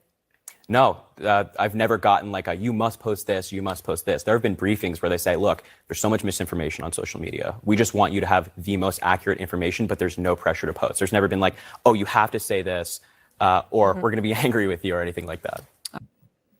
So let me go ahead and debunk something he just said there. There's no pressure on what he has to post, but there have been discussions with me about there's so much misinformation on social media. We just want you to be aware. Mother, isn't that the same thing as telling you what the fuck to post? Huh? Isn't that the same thing as telling you what not to post? There's so much misinformation there on social media.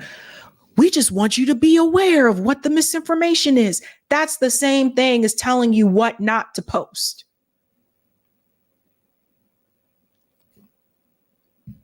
Should we give Harry an Oscar? Yay? No? Oscar for Harry? No? Yay? Let's get the comment on Rockfin, Eric. It's a hot mess. November's going to be here before you know it, guys. All right. Thank you so much for the tip on Rockfin, Roger. Okay, let's go back to World War II, then where Israel ain't exists, and reform our own alliance with Russia. We spoiled Bibi. He now thinks he's entitled to what we got. I know, right? Like he trying to come and raid our damn fridge. Seriously, Netanyahu was like that friend. I think everybody had a friend like this once in their life, or maybe a family member. Netanyahu was like that friend that comes over to your house and just opens up your damn fridge and gets shit out. Like, what? Hello? What is happening? Let's go to some of the comments here. Oh, I don't even think I said this tonight.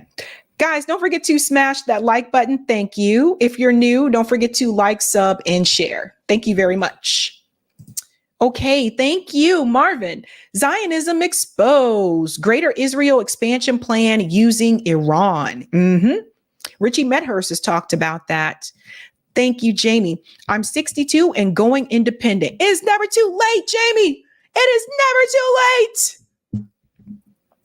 Thank you. Sebastian, I'm Gen Z and I won't vote for Biden. Sebastian, keeping it real. Thank you, marriage, politics, and sports. The Dems are banking on Joe to win. Then they will declare the 25th and install Kamala for the remaining of the term. You know what, marriage, politics, and sports? You guys, you have a really good point. So think about that, folks. If you are considering voting for Joe Biden, think about what you actually might end up voting for in the end. Thank you, Sparky. Most Blacks, including MLK Sr. and MLK Jr., were Republican since Lincoln was Republican. Beginning with FDR, more Blacks began supporting Democrats.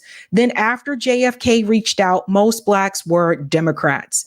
Martin Luther King Jr. was a socialist. You know, they don't talk about that in the history textbooks, do they?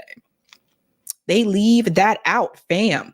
Liz says, yep, you're totally correct. More fractionalization of the voting public, focus on soccer moms and abortion. It won't be enough. Thank you, Andre. I know Black folks that are disgusted with Biden over Gaza and the economy. In my community, even older Black folks are having issues with him. See, that's the thing. Once it gets to the Black church, that's a wrap.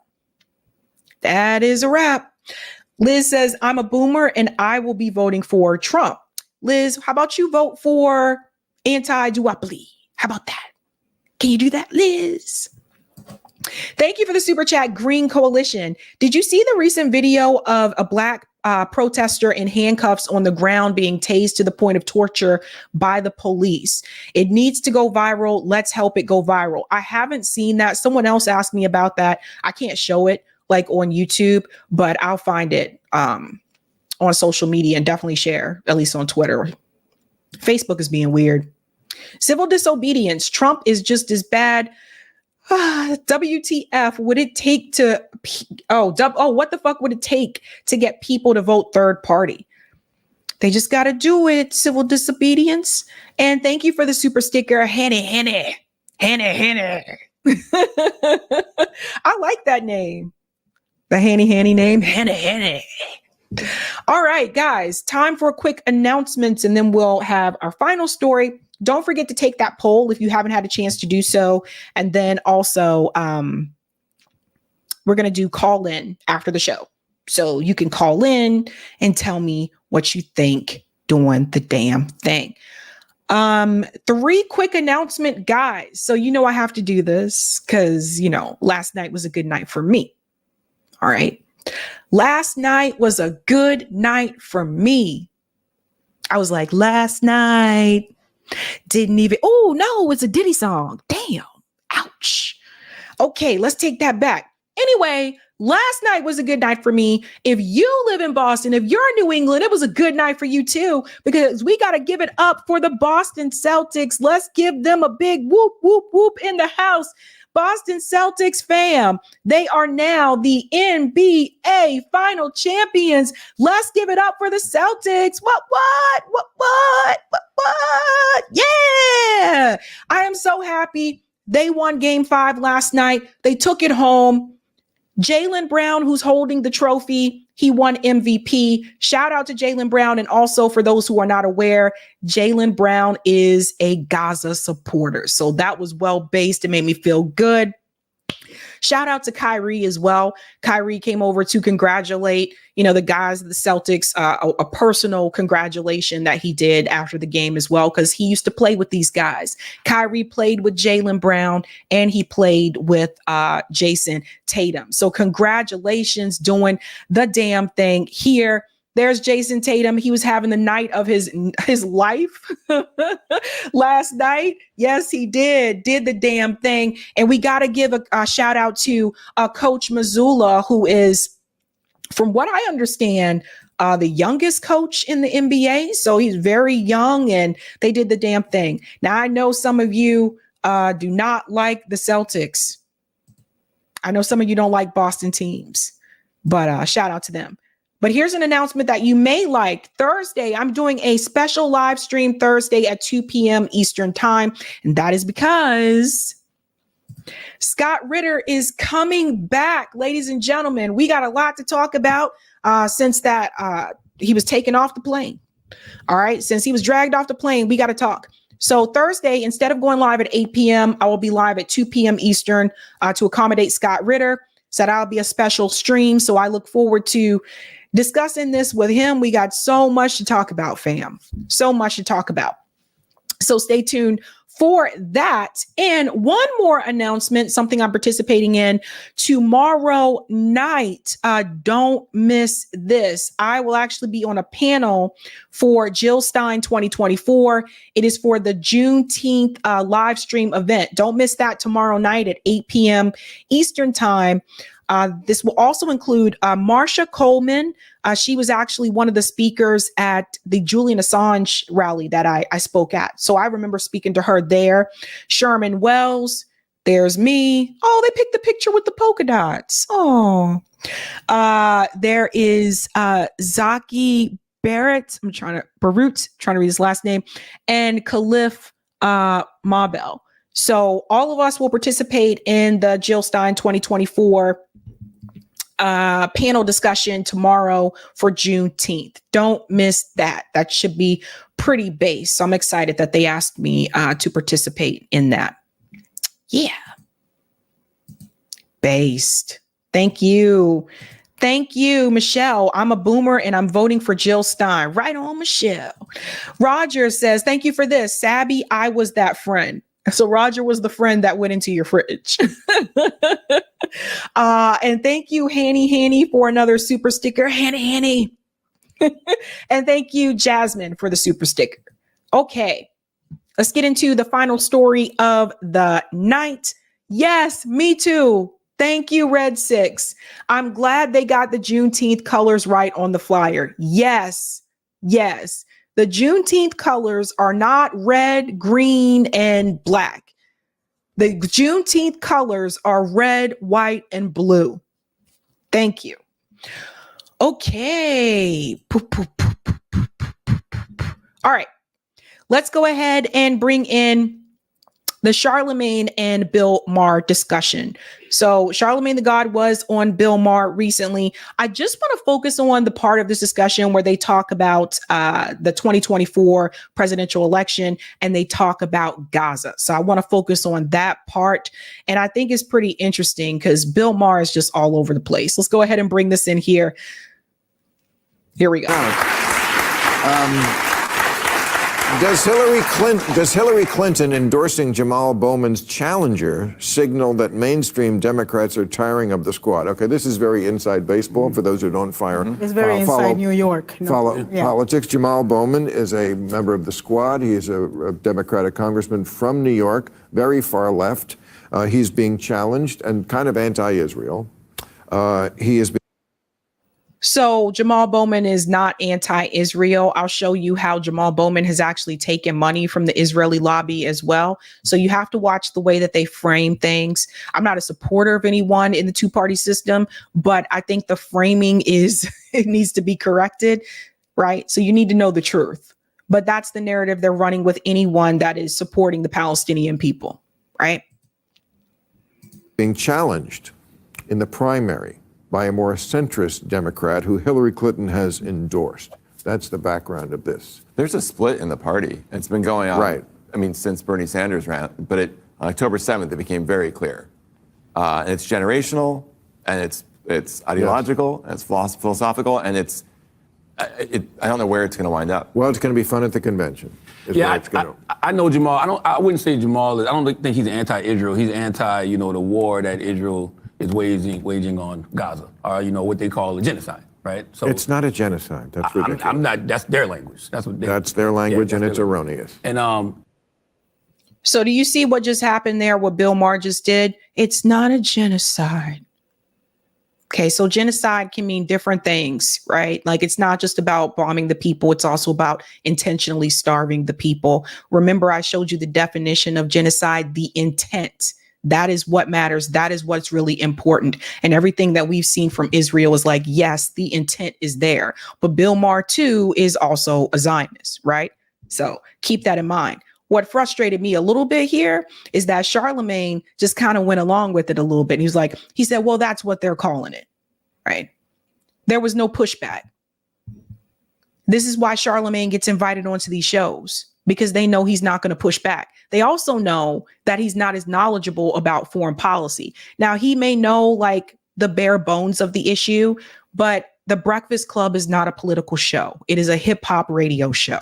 But they bring Charlamagne on to basically represent the voice of Black people. That's what he's against. So, I think that we're all against war. Yeah. At some point, you have to make reasonable, practical decisions. We're not all against war. Sorry if I'm stopping this a lot. It's just I got a lot to say. He says we're all against war. If everyone was against war, we wouldn't have war. If everyone was against war, we wouldn't have a military-industrial complex. I mean, I don't know how much I can say this, but like this is again where Charlamagne should step in and push back, but he doesn't do so. If you think Hamas should be wiped out, and they did attack Israel, and they're avowed to wipe out Israel, they're the ones who actually are saying we would commit a genocide. And we do not. See, Charlamagne can't step in here. And he can't step in because he doesn't know the history, which is weird because Mark Lamont Hill was on the Breakfast Club and he went through the details of the Palestinian struggle and the history of the creation of Israel. And he explained this to Charlamagne the God's face. Why doesn't Charlamagne the God right there push back and say, well, actually, it's not just about Hamas attacking Israel. Israel has been attacking the Palestinian people for decades. See, this is why they bring him on, because they know he's not going to do that. And Bill Maher is just allowed to sit here and continue to spread his lies.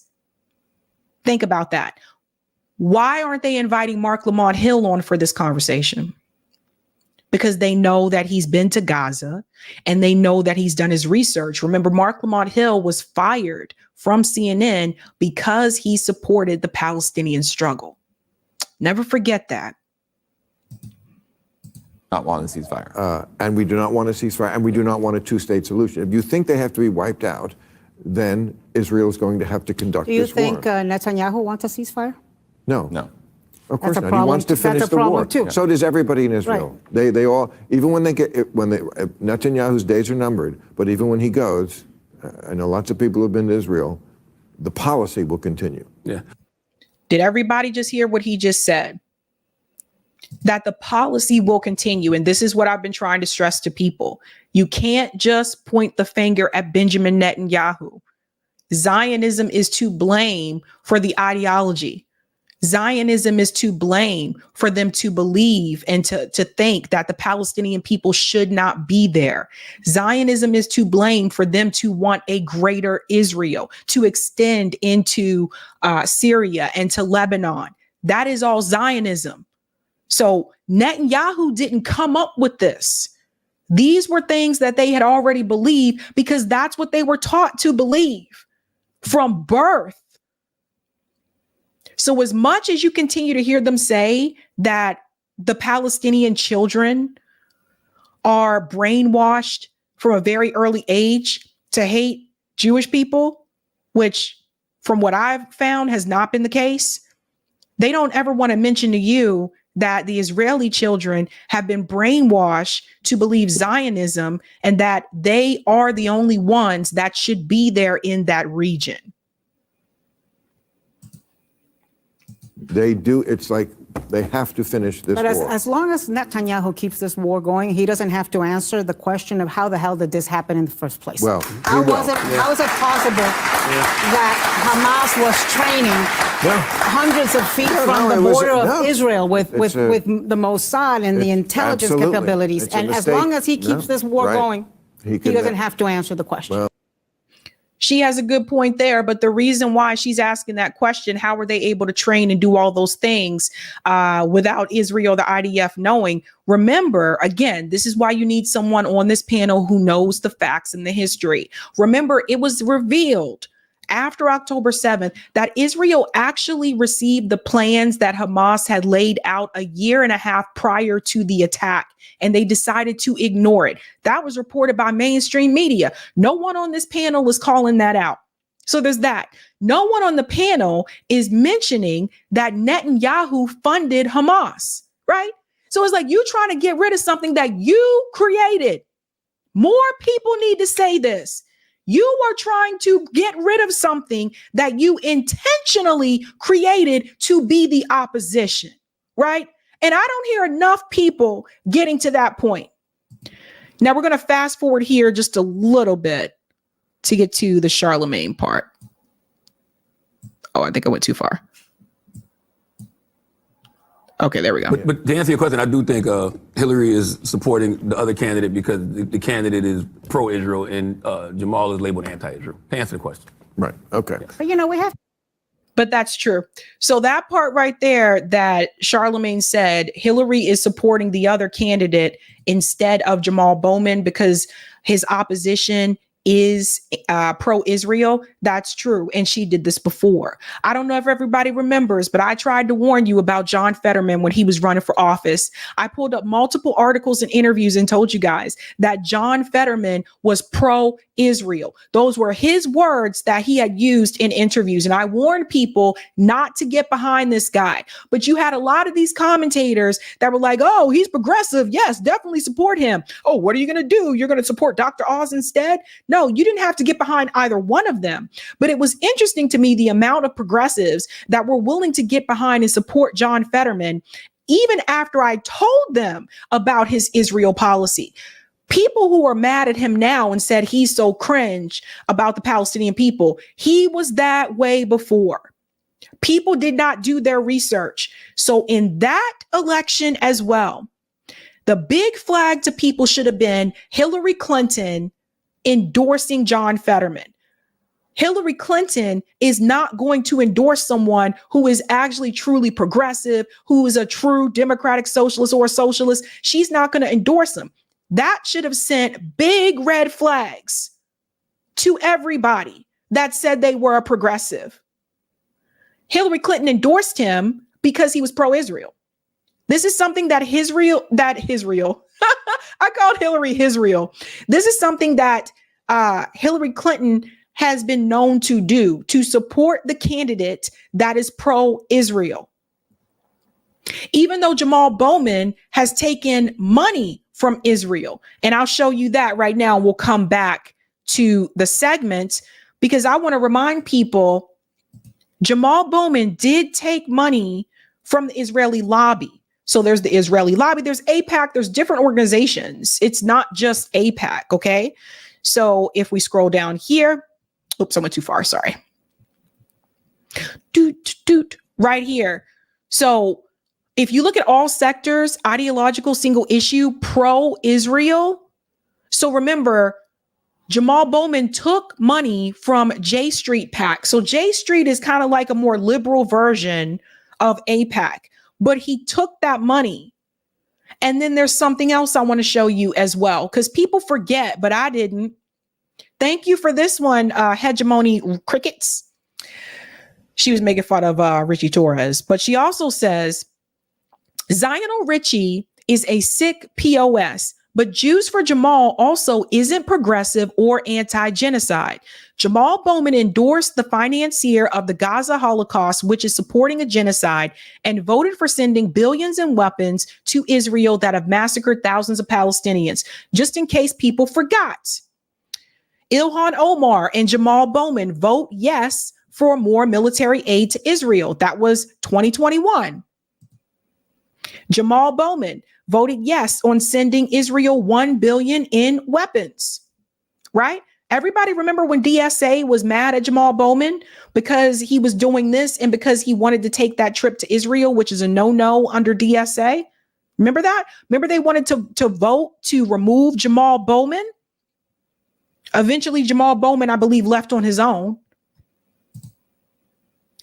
So here was NYC DSA. So again, he was a part of the DSA chapter. We support Jamal Bowman because he's standing against genocide. He fights for the working class, not the warmongers. We proved that many can beat the money before, right?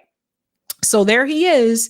That was June 11th, NYC DSA, okay? And then there's this. This is how Jamal Bowman tried to both sides this issue. So this is his office. And here's the picture. Men, women, babies, elderly, hashtag bring them home now.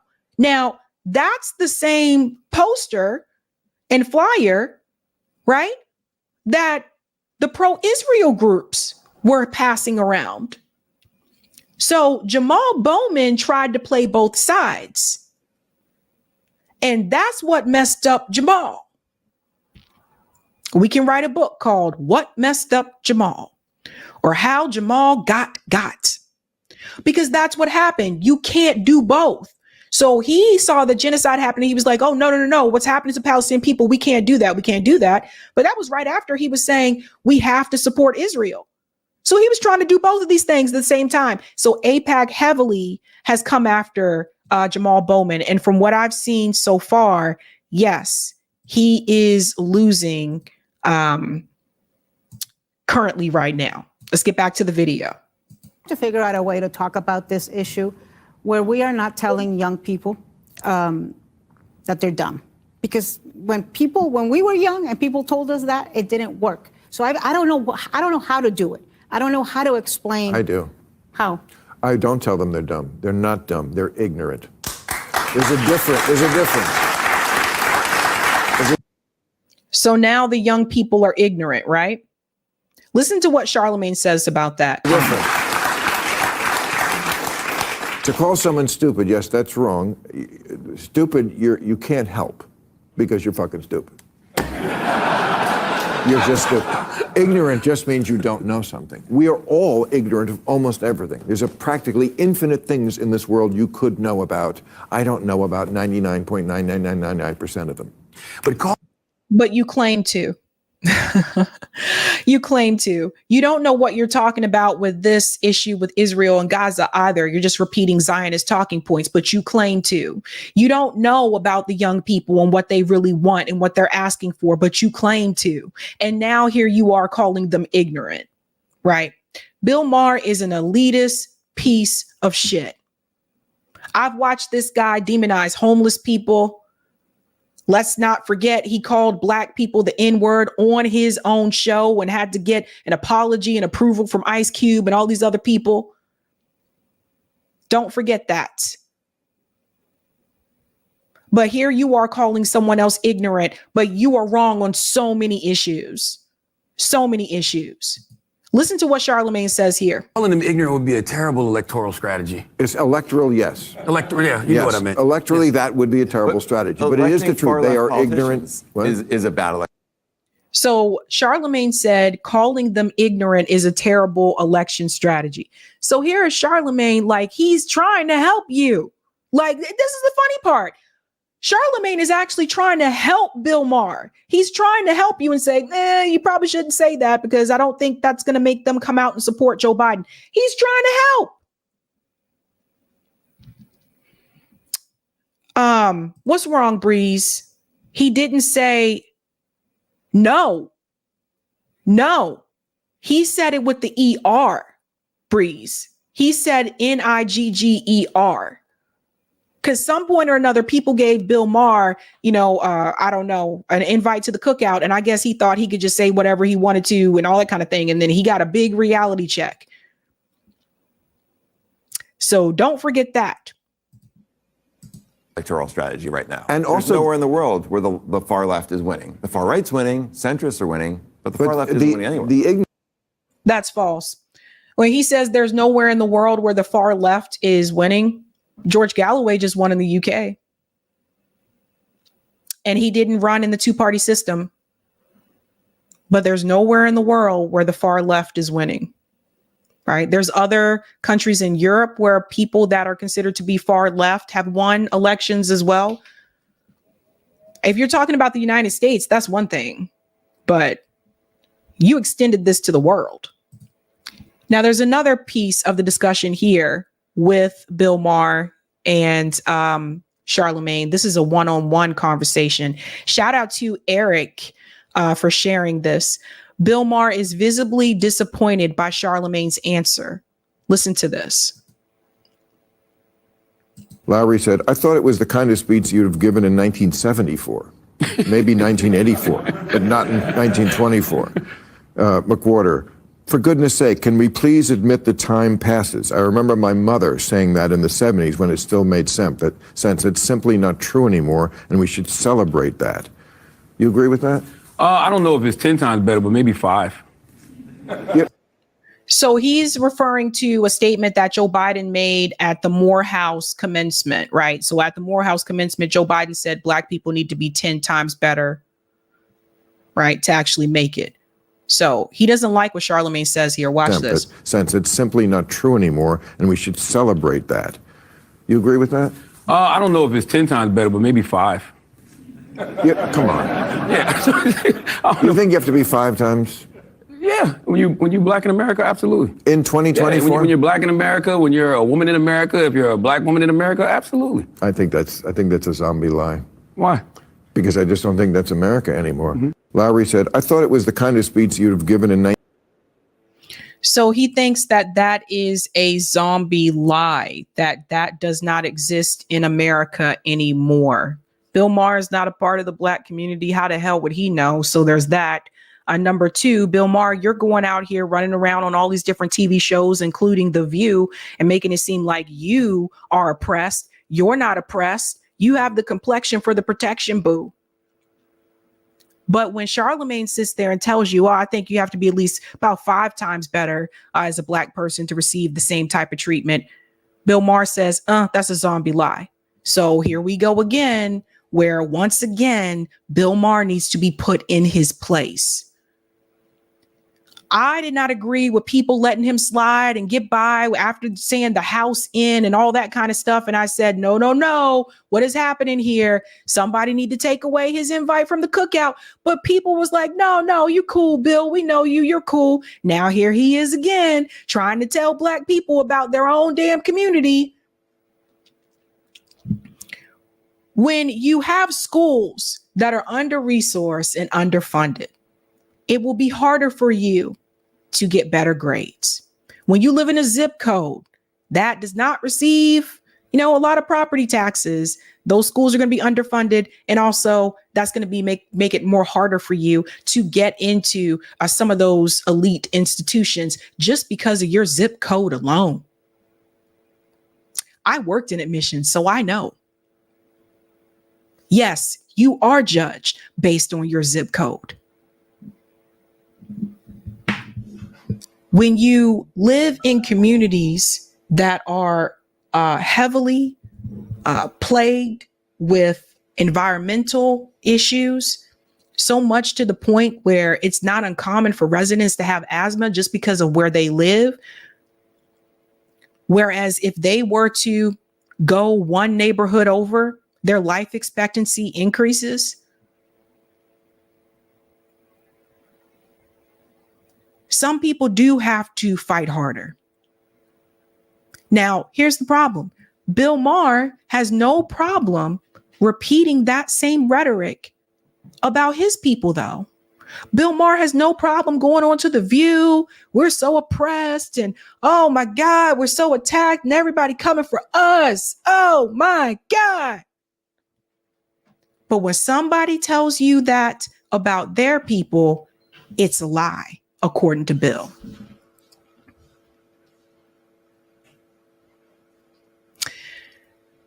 Everyone can't be invited to the cookout. Just is what it is.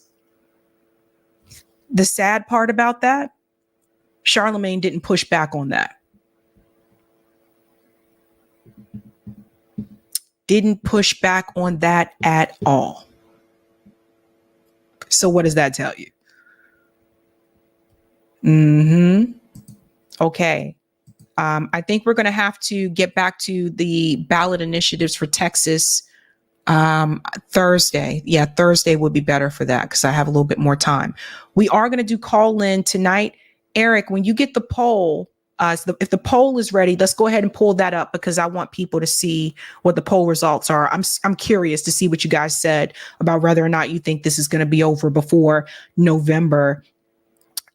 Yes, Robert, he wants to be invited back. There it is. There it is.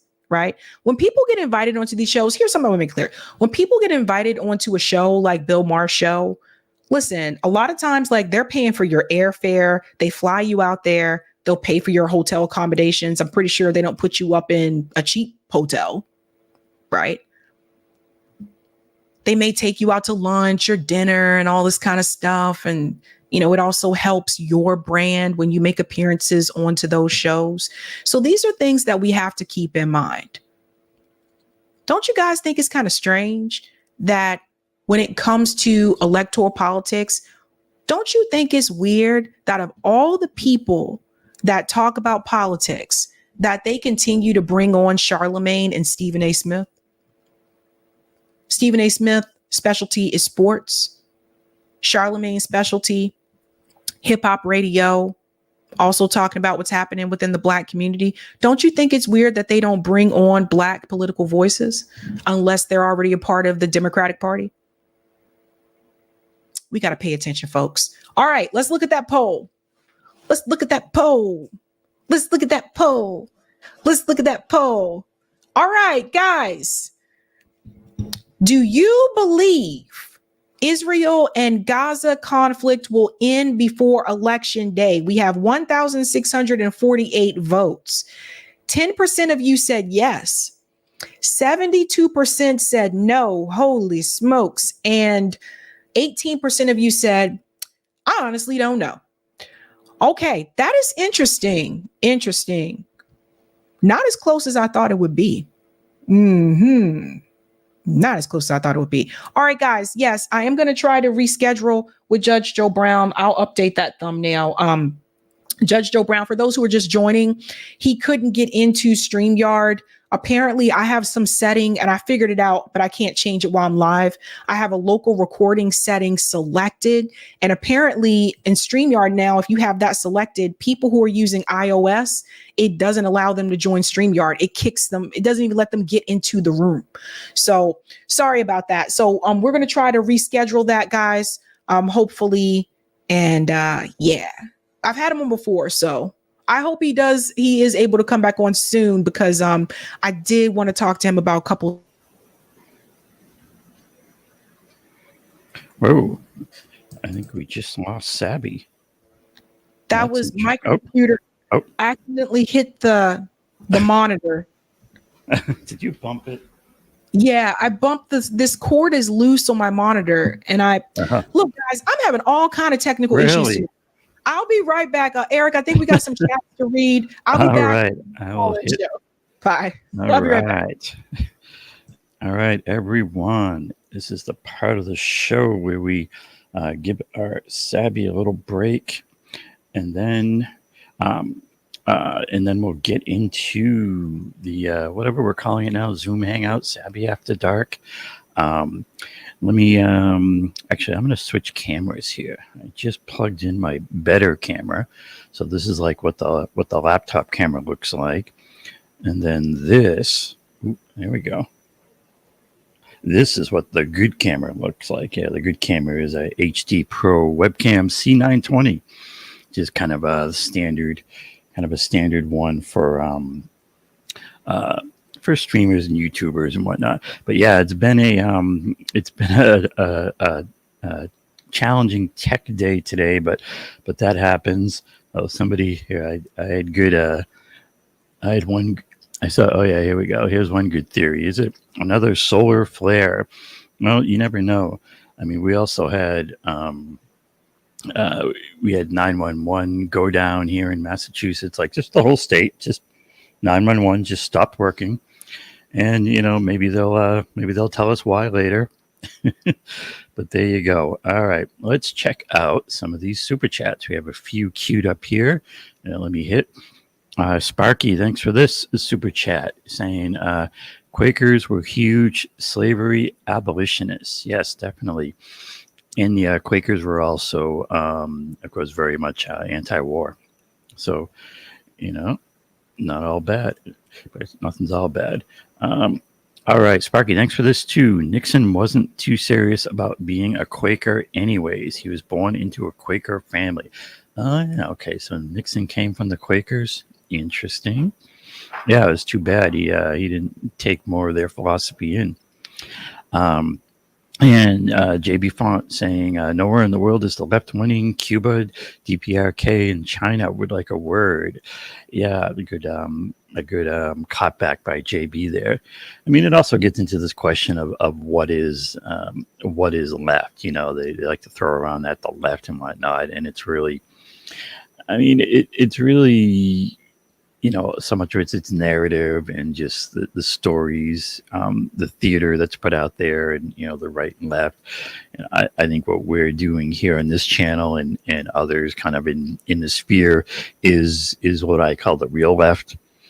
It's about that really gets into real socialist ideas and really pushing the envelope and those things. The real left is, talking about getting beyond capitalism. As I like to say, we can do better than capitalism.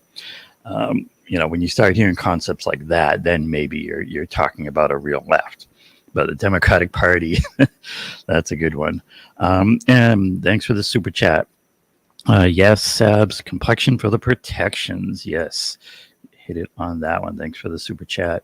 And thanks CM for being a member for 2 months and putting in this special chat saying to hit the like button, which is something we always like to say around here. We wish we didn't have to deal with YouTube and their algorithm and their rules in terms of their control of all this, but to some extent, we have to play the game, and hitting those likes and the subscribes definitely help. So encourage everyone to do that. Now, let's see. Yeah, so this is where we do a break, and Sabby's going to come back in a minute, and we'll be giving you the Zoom link for getting into the Zoom Hangout, or the Sabby After Dark Zoom Hangout. All right, she just attached it into the chat, so it's in there. Let's see. Oh, yeah, there was the poll question about whether or not they're going to wrap this up by November, and let me see if I can bring. Anyways, I mean, I think the biggest thing, like where you hear all these Democratic politicians, talking about Bibi as if Bibi's the big problem, but what Biden and the Dems, in my opinion, want at this point is they want Bibi and Israel to tone it down. They certainly don't want them to reverse anything that they've done or give any true justice to the Palestinian people, which is what these things should be centered on. But they also get that politically this is killing Biden and Democrats in general. It's and so I think what they want is to tone it down, especially by November. They want to be able to say, "Oh, it's all done now. We fixed it." And they definitely can't have, these images coming out of Gaza all over social media and all over the news and whatnot. And come November, or I mean, he doesn't even really have a shot. And yeah, you have AIPAC. One of the things I like to say about AIPAC is that yes, they have this huge influence, but they are one of many billionaire PACs and organizations, and AIPAC makes it pretty obvious that the way they operate and how it's their interest and not ours. But I think it's also important not to get too caught up in AIPAC itself or in the one issue, because it's it's more general than that. It's the issue of who does Congress and the executive branch represent, right? Do they represent the 99%? Not a lot of people believe that.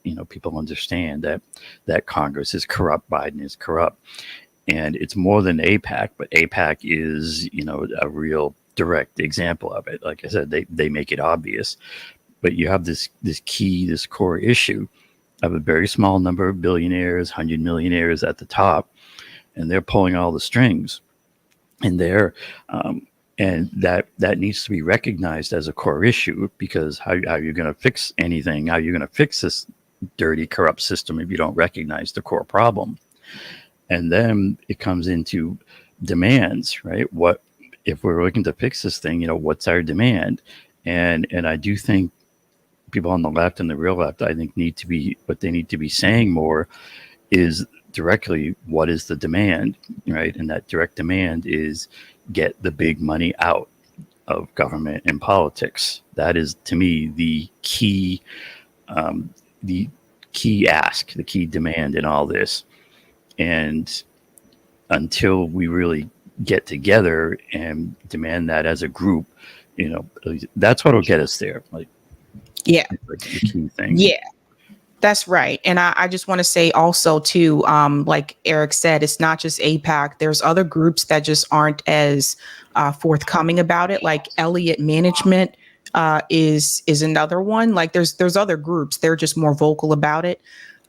But let's go ahead and talk about all of this on the Sabby After Show call-in. So that Zoom link is pinned to the very top of the chat. All you got to do is just click on the link and you're in the Zoom room. And I just wanted to throw in too, that for this Wednesday event tomorrow, like people in Zoom tonight, if they have things that they want you to bring up, if they have demands, if they have questions, tell us about it in the Zoom hangout, and and everybody check it out tomorrow. But I think that's going to be a really interesting event. Yeah. So that passcode, I also put, Eric, can you tell me what that passcode is? It's pinned at the top of the chat. I know it's 7 something. 723696. Just in case it requires it. Sometimes big people have to enter the passcode. Sometimes they don't. But the Zoom room is already open. I can see there's already people there. All I ask is that when you join, just mute yourself. If you can mute yourself when you join. And if you want to speak, what you're going to want to do is at the very bottom of the screen there, you'll see different options for you to click on. If you scroll over to where it says reactions, you'll see the option to raise hand. So you want to raise your hand if you want to speak. raise your hand. That way we know who to call on, because not everybody wants to speak. That's just how it goes. But yeah, that's the passcode there. I'll see you on the Sabby after show call-in. Love to hear from you guys. And the cameras are optional. Yeah, your cameras are optional. My camera is usually off and I just have a picture. But also, too, I just want to let you guys know Judge Joe Brown did already confirm same time next week. So we'll do it next week. In the meantime, I'll make sure I update that thumbnail. And thank you guys so much for tuning in. So have a good night. Keep up the fight. Yeah.